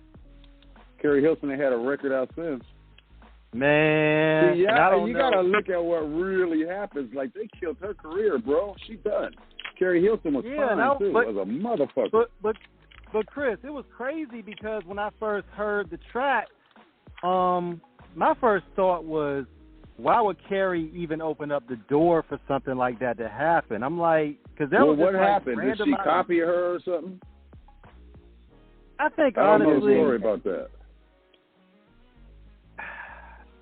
I think it was just a situation. I think Carrie may have felt, and I don't want to go on record on the show saying I know exactly, but I think it was just a situation. Carrie felt a certain way about Beyonce. I'm not gonna pretend like I know the reason why, but when the song dropped, obviously what she's saying in it, it was a lot of people took as a direct shot at B. And B never said nothing to her. As far as we knew at the time, Beyonce never had no problem with Carrie. So we're looking at Carrie come at her, and we're like, we're just looking like, what we do, like, what? Like, made herself look bad, huh? She made herself look bad with that bullshit. And I mean, you got to think about it. I mean, this is like going back like, what, 10, 12 years ago. Yeah, Beyonce fans, and I'm saying, you got to mess with them Eminem fans too. Yo, they will say, look, Machine Gun Kelly, he ain't the same stuff. That man. You was like, I'm tapping out. I'm not messing with y'all. I'm going to take my post down. There are 3 fan bases that we know that you do not ever mess with. One of them is Beyonce, the other is Eminem, and the other is Tupac. Leave those fan bases alone. Hey, you better not say nothing about Tupac, bro. You might get somebody at your house. We know. You can't be doing that stuff. We know people that knew Tupac personally, in terms of like family members. We've had the privilege to meet them, so we understand what Pop means to them. And I'm like, that's his family. I'm like, and you got people who never met him that will ride for him. The public. Man. That's worse than family, nigga. They think they own it. The public. That's my Tupac. I can hear it now. Each one of them individually. That's there too. That's like Jesus. Everybody think it's one God. No, it's 7 billion people on earth. It's 7 billion versions of Jesus, because your Jesus and my Jesus is different. And they'll tell you that it can't help but be different. Tupac the transition to the level of James Cagney and Gandhi and Martin Luther King. Yeah, he about that Martin Luther King status now, bro. This motherfucker way past James Dean. I mean, way past James Dean, nigga. Like, Tupac is God to some people. It's so crazy. Like, I met him. He's not God, but I'm not going to argue with you. You go ahead. I'm like, man, look. So crazy. Because, when I look at some of the people that do interviews, most notably, one of the biggest YouTube channels out right now, and I see anything saying anything unfavorable to Pac, I'm like, yo, those Pac fans going to tear that nigga up, man. You might have to limit your comments. You got to limit your comments now. Yeah, turn them off quick. Too late. They started comments on his ass like, damn. I'm telling you, man, you gotta be careful with these artists. People love them, and they will kill you. Seriously. What like they give you like social media crucifixion. Go ahead. Yeah. If I was an artist. Yeah, you're an artist. You as an artist, as a producer, as a legend. What does it mean for you when your music, your art connects with the audience in such a way that they are that impacted that they really feel you being a part of who they are as a person, how you help them navigate their life, and how you help them find their way? Wow. I'll tell you, the one thing I love is hearing people tell me that they started a thing because of me. Like Eminem told me he started rapping because he heard Reckless. And I was like, whoa, you sold more records than anybody on earth, brother. Like, okay, I had something to do with you becoming an artist. I'll take that. You know, shit, Ice-T had it in his movie. He was like, hey, Ice knew what to do with it. He ran with it. Like, hey, let me put this. Can I get you in the movie, Em? Will you say that in my movie? Like, I wonder how much that cost. But, yeah, you know, them cats, they get shit done. But anyway, yeah, I like to be, I love hearing that I impacted someone with my music. It's just chuckle to me because, like, I never considered, you know, when I made music, I made it. I never threw it away or nothing. But imagine if I just said, I don't like these songs, and just deleted them and went on about my life and became a doctor or some shit. Like, people wouldn't even be saying, hey, as a doctor, you influenced me in Brazil.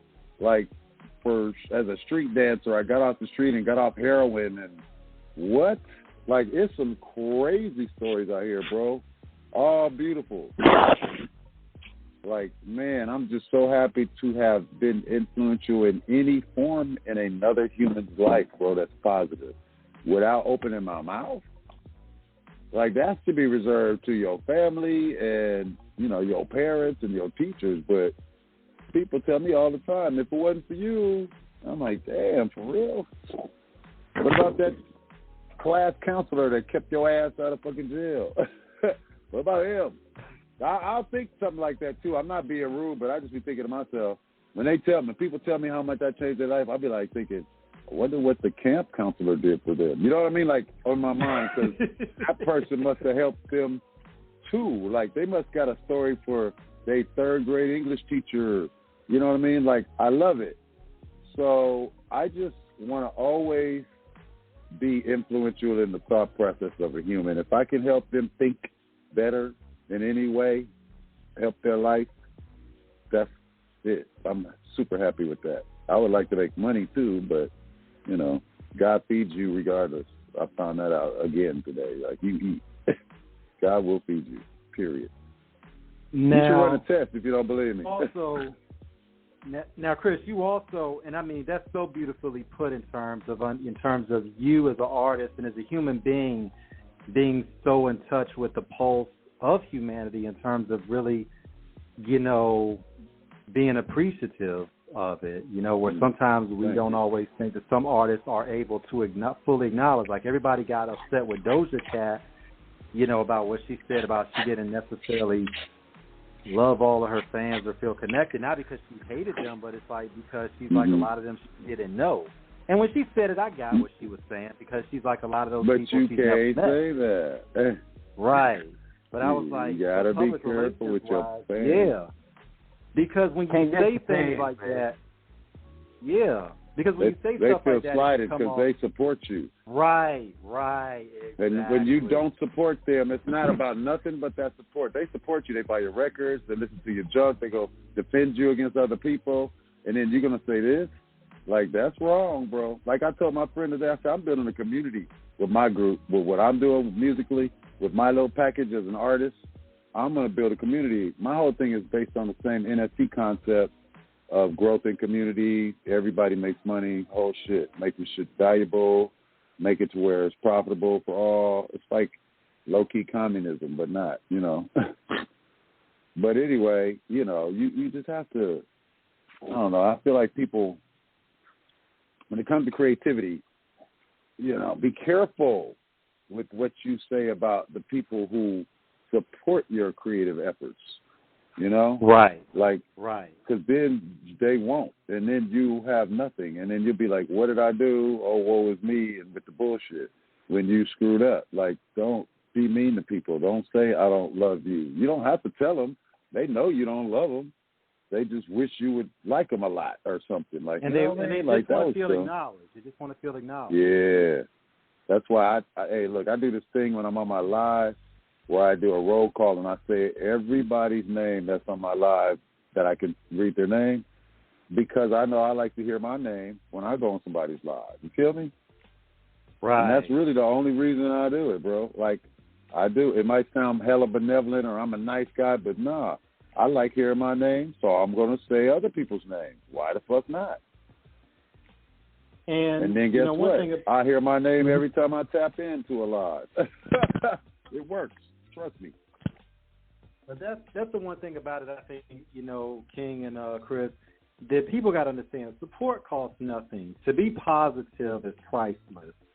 And, to put something out there of optimism in a world where things are not always, optimistic. It means a lot. We see enough negative shit. We see niggas goddamn fighting like motherfuckers online, talking shit, talk about fades that they never gonna run, and them niggas can't even run a marathon, talking about they're gonna run a fade with somebody. I'm like, they can't even run at all. They might run away, but they're not gonna run. They can't even do that because they gonna fall down. You ever see them dudes that get in fights that throw one blow and they tired, they winded? You can't run. They too tired. They talking, bro. They mouth make them, man, hang on, I'm talking so much shit. Let me rest. You know what I'm saying? It's like that. So go ahead, continue. I agree with you is what I'm saying. No, you good. Yeah, it's dope. We want to hear your response to that. Now, you came at a time, you all as a collective came at a time where gangster rap was really becoming a thing and becoming more and more criticized. Calvin Butts, C. Dolores Tucker, the PMRC, all these people who were trying to say Tipper Gore, with the Prince album in 1984, that's where the whole sticker thing came. People looked at gangster rap as a cause of what was going on, but they didn't understand it was the effect and it was the recollections, it was the dissertation. It was the result. It was exactly. It was the result of what was going on. It wasn't the start, it was the result of the bullshit they was doing. Exactly. And I wish more people back then understood that. But me and Special Ed had a real good talk about that. Shout out to Special Ed because we had him on the show last year. And, of course, when he was on Drink Champs, shout out to EFN, Nori, Mr. Lee Sanchez. We had Lee on the show some months ago. Great host, great guest. We love him dearly. Yeah. There was a lot of controversy with what Ed said. And King and me, we understood it to a degree. But us West Coast guys, go ahead, going for that because there was people getting murdered and people dying, and niggas, y'all don't know what PSK is? Peachtree Killers, PSK was Parkside Killers. They act like nigga Special Ed, go do your own homework, motherfucker. Get out of here with that shit. Niggas is mad because we outsell them by millions, like a lot of millions, bro. Like I said, bro, they get so mad they created West Coast. We can't call it LA music, man. They too big, man. We can't fucking call it that. It ain't no borough. Compton is bigger than all of Compton sold more records than probably New York State. Literally, a lot of the best rappers come from Jersey and Long Island. So you got Nas. They lucky they got Nas. Nas didn't go to his grandma's house or something and start rapping from there. But I love New York, okay, and I love the East Coast, and I was part of that East Coast, West Coast shit before. It started with Ice-T and LL Cool J. It didn't start with Big and Puffy. We was already at the boiling point then, like, fuck y'all, fuck you. We've been saying fuck you. So you can give us some history behind this, Chris, because what really started that thing between Ice-T and LL? How did that really become? and I like to think I know my history, but that's one thing I never knew how that started between them. It started over a chick. Doesn't it always? Mm-hmm. Gee, don't we talk about this off air? Don't we talk about this off air? It never fails. That was a chick. Jack the Ripper, Jack the Ripper. He was hot too. Ice-T, you know, he gonna get chicks, man. He got that hair and he pretty, man. That's Ice. He a pimp too. He know how to talk to him. Man, don't go up against her. When there's chicks involved, you better lay back and let Ice talk, nigga. You tripping. He gonna get all of us some pussy. Cut it out. And Jack the Ripper, Jack the Ripper. He was pissed about some chick shit, man. And he was younger than us anyway. But LL's a homie, though. I produced him, too. Yeah. Shout out to Ice-T. He's always supported off the cuff. That's my radio. dude right Shout there. Douglas.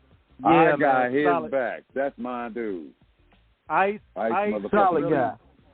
Yes, he is. And shout out to Douglas. And Darlene, too. Yeah. Shout out to Ms. Ortiz, the OG herself. Yeah. Shout out and to Coco, Ice. she cool. Yeah, man. All of them. He got cool people. Even his ex is cool. Like, look. Got them all getting along. Man, bro. Look, you got them all getting along. How you think you do, Sister Wise? Chris, we got to shout out, of course. Wise?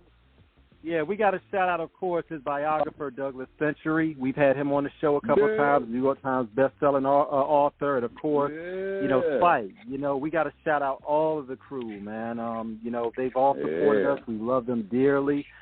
When you look at what was going on at that time, because you were an active participant in terms of the music and the art, and you still were on the front lines of seeing a lot of this stuff erupt, what did it mean back in the day when you actually had problems with somebody? Because we knew about a lot of stuff, of course, A and Quit back in the day. Of course, they're best friends now. Cube and Dre eventually settled their differences. Well, ours was easy, remember? Right. It was easy. So with us, it was easy. It wasn't too many of that going on in L.A. It was cliques and all that, but they didn't trip on each other. It wasn't too much of that. It was like money. Right. Like if somebody stole from somebody, then they're going to get fucked up. Like Jerry Heller got Ice Cube pissed and so on and so forth. Right. So, Jerry got Dre pissed. It was all, that whole breakup of that was from Jerry. So, Jerry was a brilliant man, and he knew what the hell he was doing. I tell you this, Jerry was always down for his client, and that was Eazy-E. He didn't steal from him. So, and I learned a lot from Jerry. Now, I didn't like all his practices or all the things that came out of his mouth, but who do you like? Everything they say. Nobody. You and your best friend argue. You guys on the phone argue about something he said or you said. So, probably not often, but it has happened. Humans have disagreements. But, we just got to remember to be respectful. And also, we don't know what we don't know. So if you think about what you don't know, you can shut the fuck up. Like, man, I don't even know if this dude just climbed out of a burning fucking volcanic fire to save his children just to get over here to get in line in front of me at El Pollo Loco. You know what I'm saying? I'm telling him, fuck you. And he just, man, that motherfucker might rip your head off. Like, just be cool. You're right. You are right. Nigga, you are absolutely right. And you feeling me? Like, just keep it cool. And what we're seeing now, Chris, because you all come from you're born and raised in L.A., so you understood it from a music level, you understood it from a street level, especially with the bangers. So you knew when the shit got real on the turf, you saw shit. How to exit stage left, motherfucker. Yeah. Let me tell you what I do. I'm going to tell you something. Have you ever, so I told you I was 6'6", right? Have you ever noticed whenever you see the movies and shows in Africa, you don't see the giraffes running from nobody. You see, like, the buffalo running from the lions and the rhino or whoever. You see these, but the giraffes, let me tell you what giraffes do. They see that shit. Oh, here come the lions. They're like 18 miles away. Let's start walking. Giraffes are always walking. That's me, bro. I see the shit coming, I'll turn and walk out of there. I don't know nothing. These niggas are killers. I'm over here. Goodbye. Like, I'm a giraffe, bro. I was in the studio when Suge got arrested for doing, whatever it was that he did 10 years. I was in the room when that shit happened. And it's like a giraffe. I said, these niggas said what? I heard it. Man, let me tell you what happened real quick. So, Suge, we had just got $1 million with a publishing deal, Dre and Dot. And so they was complaining to Suge, like, man, people keep using the phone. So everybody always think it's Suge. Suge is an enforcer. Suge is a gun. Somebody else pulls the trigger, always with Suge. Right now, he in jail, so he's pulling his own trigger. But normally, somebody got to get him pissed off to do shit. He don't just do it. You know, he ain't crazy. He just borderline crazy. He like pit bull crazy. Like, he'll bite you and go, oh, shit, you my owner. Fuck, I fucked up. Now I got to get put down. But I'm going to bite you again then. Fuck it. You know what I mean? That's Suge. So when when them dudes came in the studio, we had just found out that it was it was like an $80,000 phone bill from Snoop being in jail and Call and Collect and a bunch of other people, but it was like $80,000. So that's when we really got heavy with Harry-O, and you know he had to run up some money, so he gave us $300,000, and that's how he invested in Death Row. He wasn't at the beginning and all that. I mean, he was. All this happened before we had a name. So these. So remember I told you this phone bill, right? So these niggas this nigga was on the phone. Suge walked in, the dude was on the phone, and Suge said, hey, man, you know, hope that's not long distance. We just had a high phone bill. We're trying to keep the phone down. And this nigga said, Dre told me I could use his phone. And Dre looked at that nigga. I was between them. And Dre looked over. I'm looking at Dre. Dre was like, nigga. Dre turned. I saw Dre go to what I call silent mode. He was like, okay then, nigga. You going to say that? I am not responsible for what happens next. He turned his back. Suge said, what did you say? He said, Dre said I could use it. And he had a little bit of snap to him, like you know, he thought he was whatever. And we just record guys. So he's like, Dre said I could do this. Like, he did. I did not hear this. I'm embellishing myself, Suge, and anyone else is listening. But basically it sounded to me like, Dre said I could use this phone, nigga, and I don't give a fuck. That's what I heard in my mind, because I got up out my seat, and I walked past Suge into the hallway, right? And Suge said, hey, partner, get off the phone. Whenever partner come out his mouth, that's a warning right there. Bro, that was the first blow. The next one is going to be physical or hot lead. Right. So I heard partner from the hallway. And then I heard, boom, boom, get them niggas. And I heard they got handcuffed together, stripped naked. Whatever he went to prison for is on the record is what I'm going to attest to. Anything other than that, I have no knowledge. Understood. But but Chris, we heard that story. We just didn't know. We heard the story. We just didn't know the whole context of the story in terms of what happened with that phone call. Because we knew that phone, as far as we knew, the story was about that phone was reserved for Harry-O to call Suge, and nobody was supposed to be on it except Suge. Yeah, no, that ain't it. The nigga was on the phone. He should have been on the phone. He got smart. Right. Gotcha. Harry-O did call it. Man, that phone had fucking 9 lines on it, bro. What the fuck? We had one phone number? Come on, it's Death Row. Don't ever believe bullshit. Right. We had plenty of phone lines. But Suge was like, fuck you. Probably was beating him and said, and that's Harry-O's hotline. Snoop, I used to answer the phone with Snoop right there all the time. I would talk to Snoop. I talked to Snoop probably 30 times from jail. He would call, I asked him, what's up, dog? Man, what y'all doing? And then I put the speaker on so you can hear the music. But y'all working on. We working on this. Yeah, but that story, that's really what happened. What you heard, that's the truth. With an F, truth. TRUF. Look, we thank you for giving clarity on that, Chris, in terms of really, because a lot of people, including us, we didn't know. Like, we knew part of it, but we didn't know all of it. So we thank you for that. Well, that's that perspective. But yes, you're welcome. Yeah, there's more. Trust me. Yeah. Oh, we're gonna have you back for part 2 to tell more of it. When you look at what's going on today in terms of how a lot of these artists are inviting a lot of the trouble and unfortunately the death that comes with that trouble, what do you have to tell some of these artists out here in terms of when you start talking shit and acting like niggas ain't gonna react on that shit and mock you? We're not talking about your issues. Right. Go ahead, please. Cook with I recommend to everybody out here, man, be respectful, man, to your to your human being that's out there. Hold on real quick. My headphones are going to switch. It's okay. It's okay. Hey, Pete, I'm on an interview still, but I'm about to get on that stuff. I just got to the tilt. I'm going to call you back when I finish this. I'm on the radio. Pete Farmer, my manager. I'm going to announce him on the station. All right, y'all. He did Roses with Elder Bars. Thank you. Shout out to Pete. Yeah. Shout out to Pete Farmer. Yeah, man. He was working with Babyface in L.A. back in the day all the way up to now. He's a great dude. So, okay. Yeah, man, don't be disrespectful, man. Like, I was working on some shit today, and I know it's just because I'm doing the song with this guy.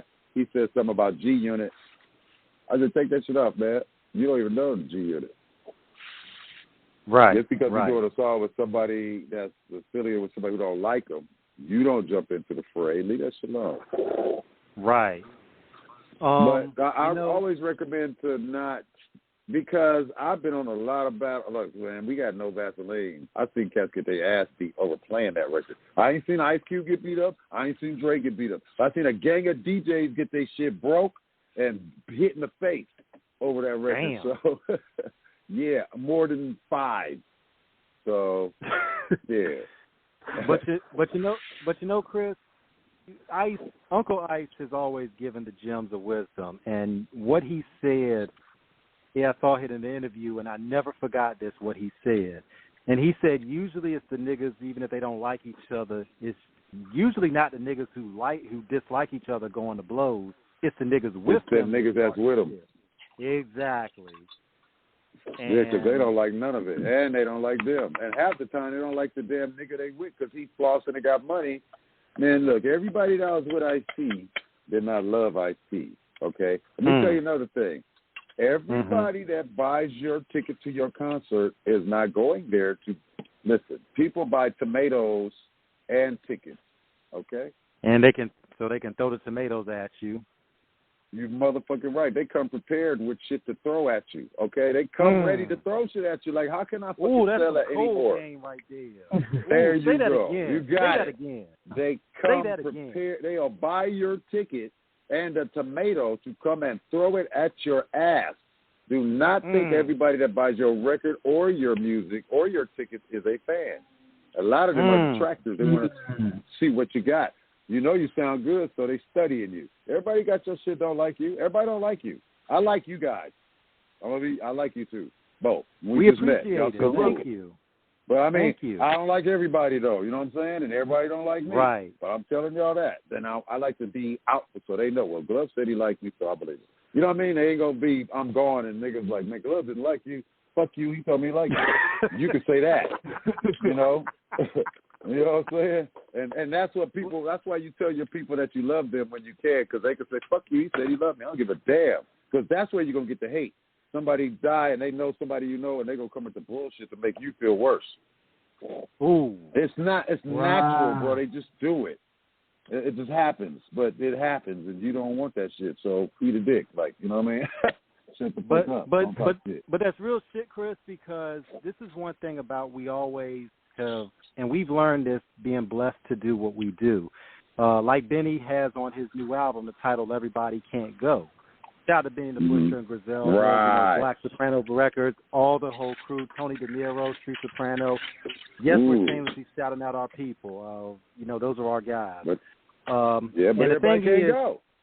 Yeah, and also too, you have to be careful about who you bring in your circle, because your circle, is if you're in the top, if you're in the atmosphere way up in space in terms of really doing it, there's no air in space. What happens? You got people in that circle or the bubble who's gonna punch it out, and everybody suffocates. You got niggas that'll burn down the whole ship because they can't be captain. Because they can't be in the boat. Fuck captain. They can't even go, so they gonna make the ship not go. They gonna go call the cops. Nobody go. Yeah, that's the haters. I had a guy. Funny you tell that story. I had a guy that was an incredible musician. He could play guitar, keyboards. Wonderful guy, right? A white guy. So I started working with him. I went to work with Dre right when the pandemic started, right in June of 2020. I go fly out to Dre's house to work on some music with him. And so whenever I work with Dre, first I go spend a couple of weeks at Record One writing music that I'm going to give to him. So he'll book me studio time. I'll go there and do that.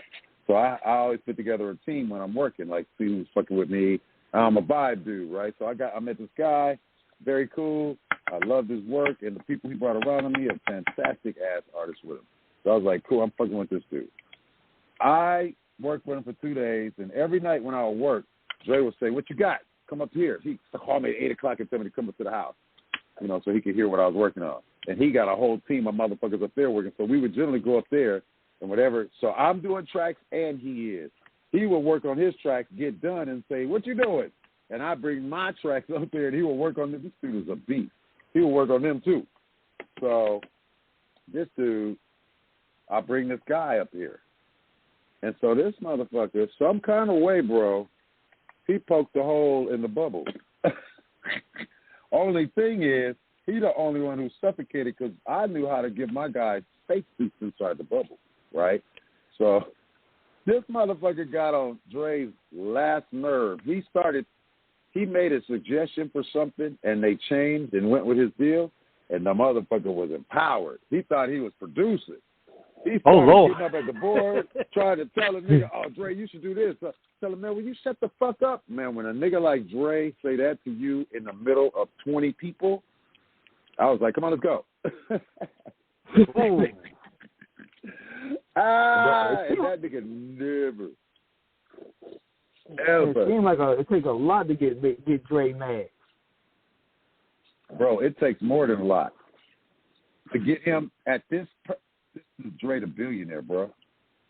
Yeah. You don't even get upset because everybody want to sue him. Mm-hmm.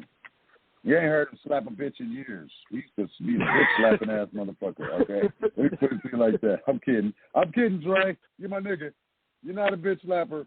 But anyway, Dre's calm, man. Why you gonna fuck with this nigga? And so this motherfucker that pissed him off. I'm like, whoa, I heard that shit. I was like, man.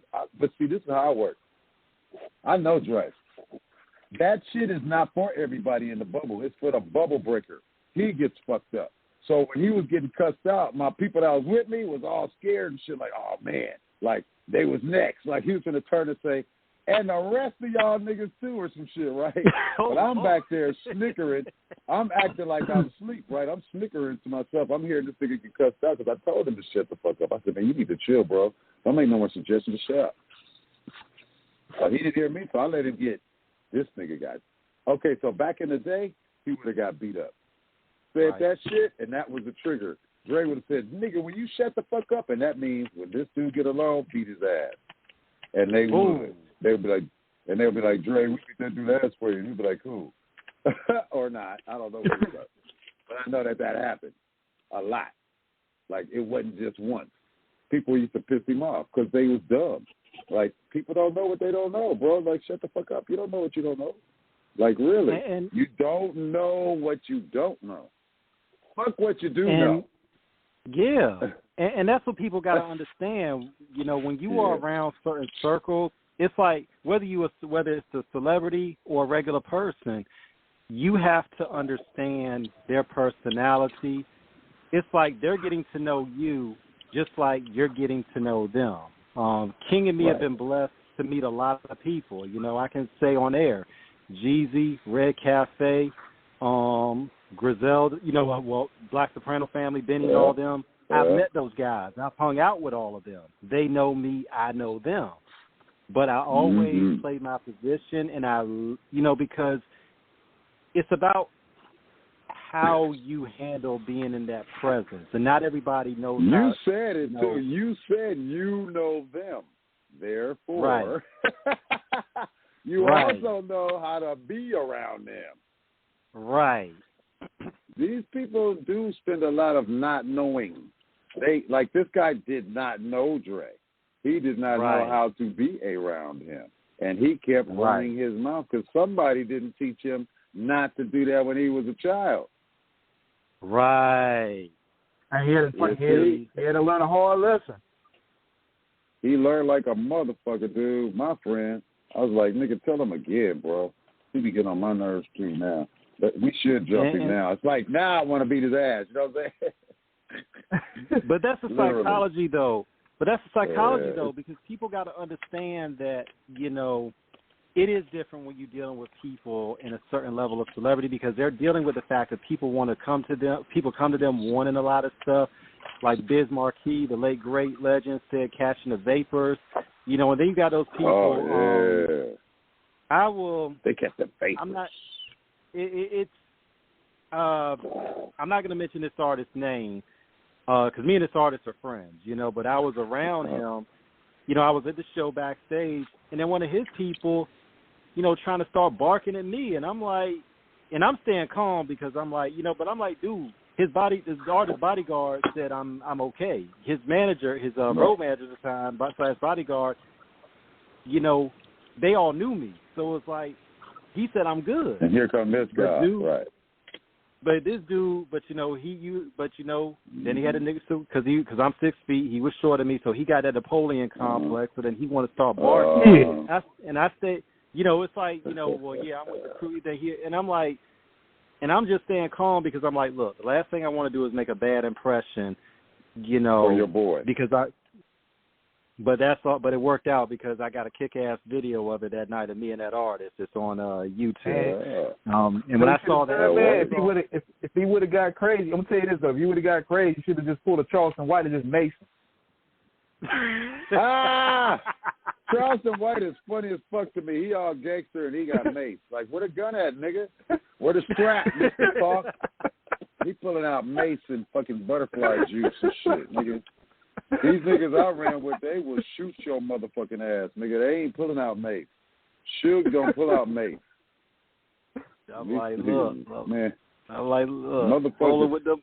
Hey, man, motherfuckers is a trip, bro. Y'all know what it is. It sure is a trip, though, ain't it? It makes it take down the hardest gangsters, it's real though, gangsters man. out here. It's real gangsters out here, too, nigga. Like, they be gangsters. Tell me about it, nigga. That makes it break Superman down, man. That shit burn. Oh, yeah, that shit'll fuck you up, but that's a security guard move. This nigga got mace, he a security guard. Or he got his girlfriend's mace. Like, I give her pepper spray. You know? I'm not shooting no mace at a nigga. Maybe I should, though, but I'll probably go to jail like the next nigga because I'm shooting his ass. Yeah, I'm not fucking with nothing. You know, that's like funny because I'm telling y'all that, and I got some mace right here on my table. I'm Charleston White, nigga. I am Charleston White. I got mace. I'm talking all this shit. I don't even have a gun. How about that? I got mace. After you hit a certain age, White, you like, after you hit a certain age, you got to change it up a little bit. That's self-defense. Self-defense for mace. Yeah, you're right. I don't have to go to prison. I could just go to jail for a few hours. They're going to let me out. It's not assault with a deadly weapon. It's like spray in the face with pepper. That's a misdemeanor right there versus attempted murder. Man. Amen. Say that again, bro. Assault. Hey, look, that's how I'm going home tonight versus I'm not. Say it again. And see. Yeah, I'm going home tonight. And see, a lot of dudes out here got to understand, you know, there's hip-hop and the street are inextricably linked. You know, there's an intrinsic link because hip-hop is street culture. It came from the street. But there's also times, too, when that, like, you know, like Riley, shout out to, you know, Aaron Magruder of the Boondocks in that episode where, who we were talking about, the nigga moment. And we see a lot of it. And sometimes you got to understand, you know, you don't have to prove anything because niggas who usually going to try to fuck with you and they know you got something, they will love nothing more than to fuck you up and put them in a position of ain't shit having that they got. Exactly. You know? So you may as well just turn away and go home. And you know, it ain't no bitch move. Now, if the nigga the nigga actually touch you with that smoke and you know a threat is real, then you handle what you got to handle. But if you can get away from it, get away from it because usually and when niggas actually start too. talking shit, because when niggas start talking that shit and they really trying to, that's usually, I learned on the battlefield. That's where they trying to go. Exactly, and they probably got something ready if you move on it, so you move away from it. Don't even. It's called a trap. Yourself accordingly, right? You got to start. You start shuffling your feet and get in position so you know You can see everything, ain't nothing at your back, because that's when them niggas creep, hit you over the head. You like, next thing you know, you shot. Or back pocket gone or something. With a bruise. That's even just bad. Nigga, you didn't get shot. You got robbed, hit upside the head, and now you less money and mad because you want to kill the niggas, but you kind of off low-key scared because they got you. Now you want to kill them. These days. And that's the thing about it, because when you say low-key scared, but then that scare turns into anger, and anger makes you irrational. Yeah. That's where people... Yeah, that's what I mean. That's what I'm talking about. You know, and that's why I said it like that. Exactly. Yeah, you gotta. And you low-key scared, you finna do some dumb shit. Yeah, and I mean, I've never forgot that passage in the autobiography of Malcolm X where he talked about that cop Brisbane, and Brisbane used to shake niggas down. I think in Harlem when Malcolm was out there. But then they said he talked about how Brisbane got killed by this young dude who I guess he shook up a little bit.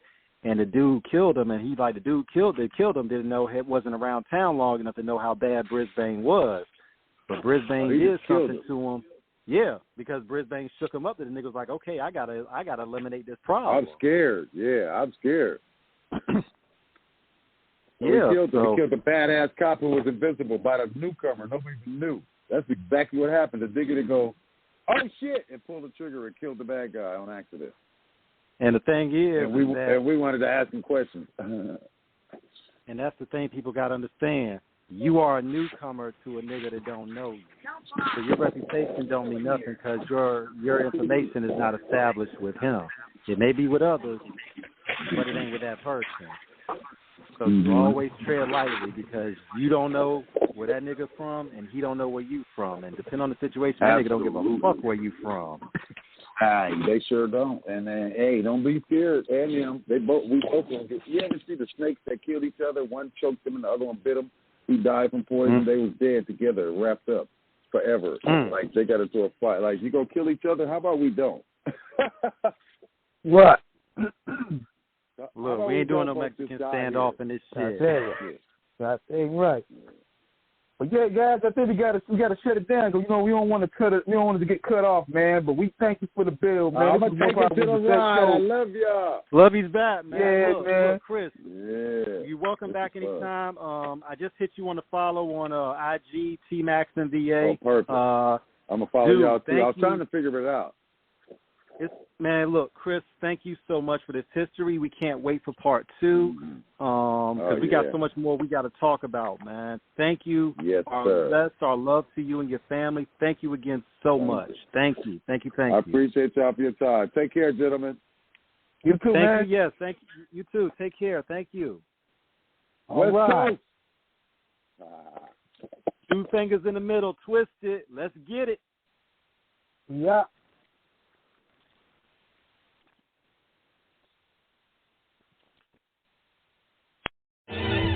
Cash prizes every day. Adds up when you play at Pulse Casino. Pulse.com. Over 700 casino-style games and counting. And no terrible lounge singer. Promise. Hey, that's pretty mean. There's always a new reason to play. Cash prizes every day of the week. PULSZ.com. Pulse in your pocket, you can play anywhere. PULSZ.com. Are you a foodie looking for your next pizza fix? Look no further than Romeo's Pizza for delicious pies and more. Romeo's Pizza is famous for its signature sweet sauce, but that's just the beginning. From wings to calzones, stromboli to salads, Romeo's Pizza has got something for everyone. And every Tuesday, buy one, get one free. That's right, buy any pizza at regular price and get a second of equal or lesser value absolutely free. Order today at Romeo'sPizza.com or visit Romeo's at 645 Mills Park Drive, Cary. Romeo's Pizza, delivering sweet smiles one slice at a time.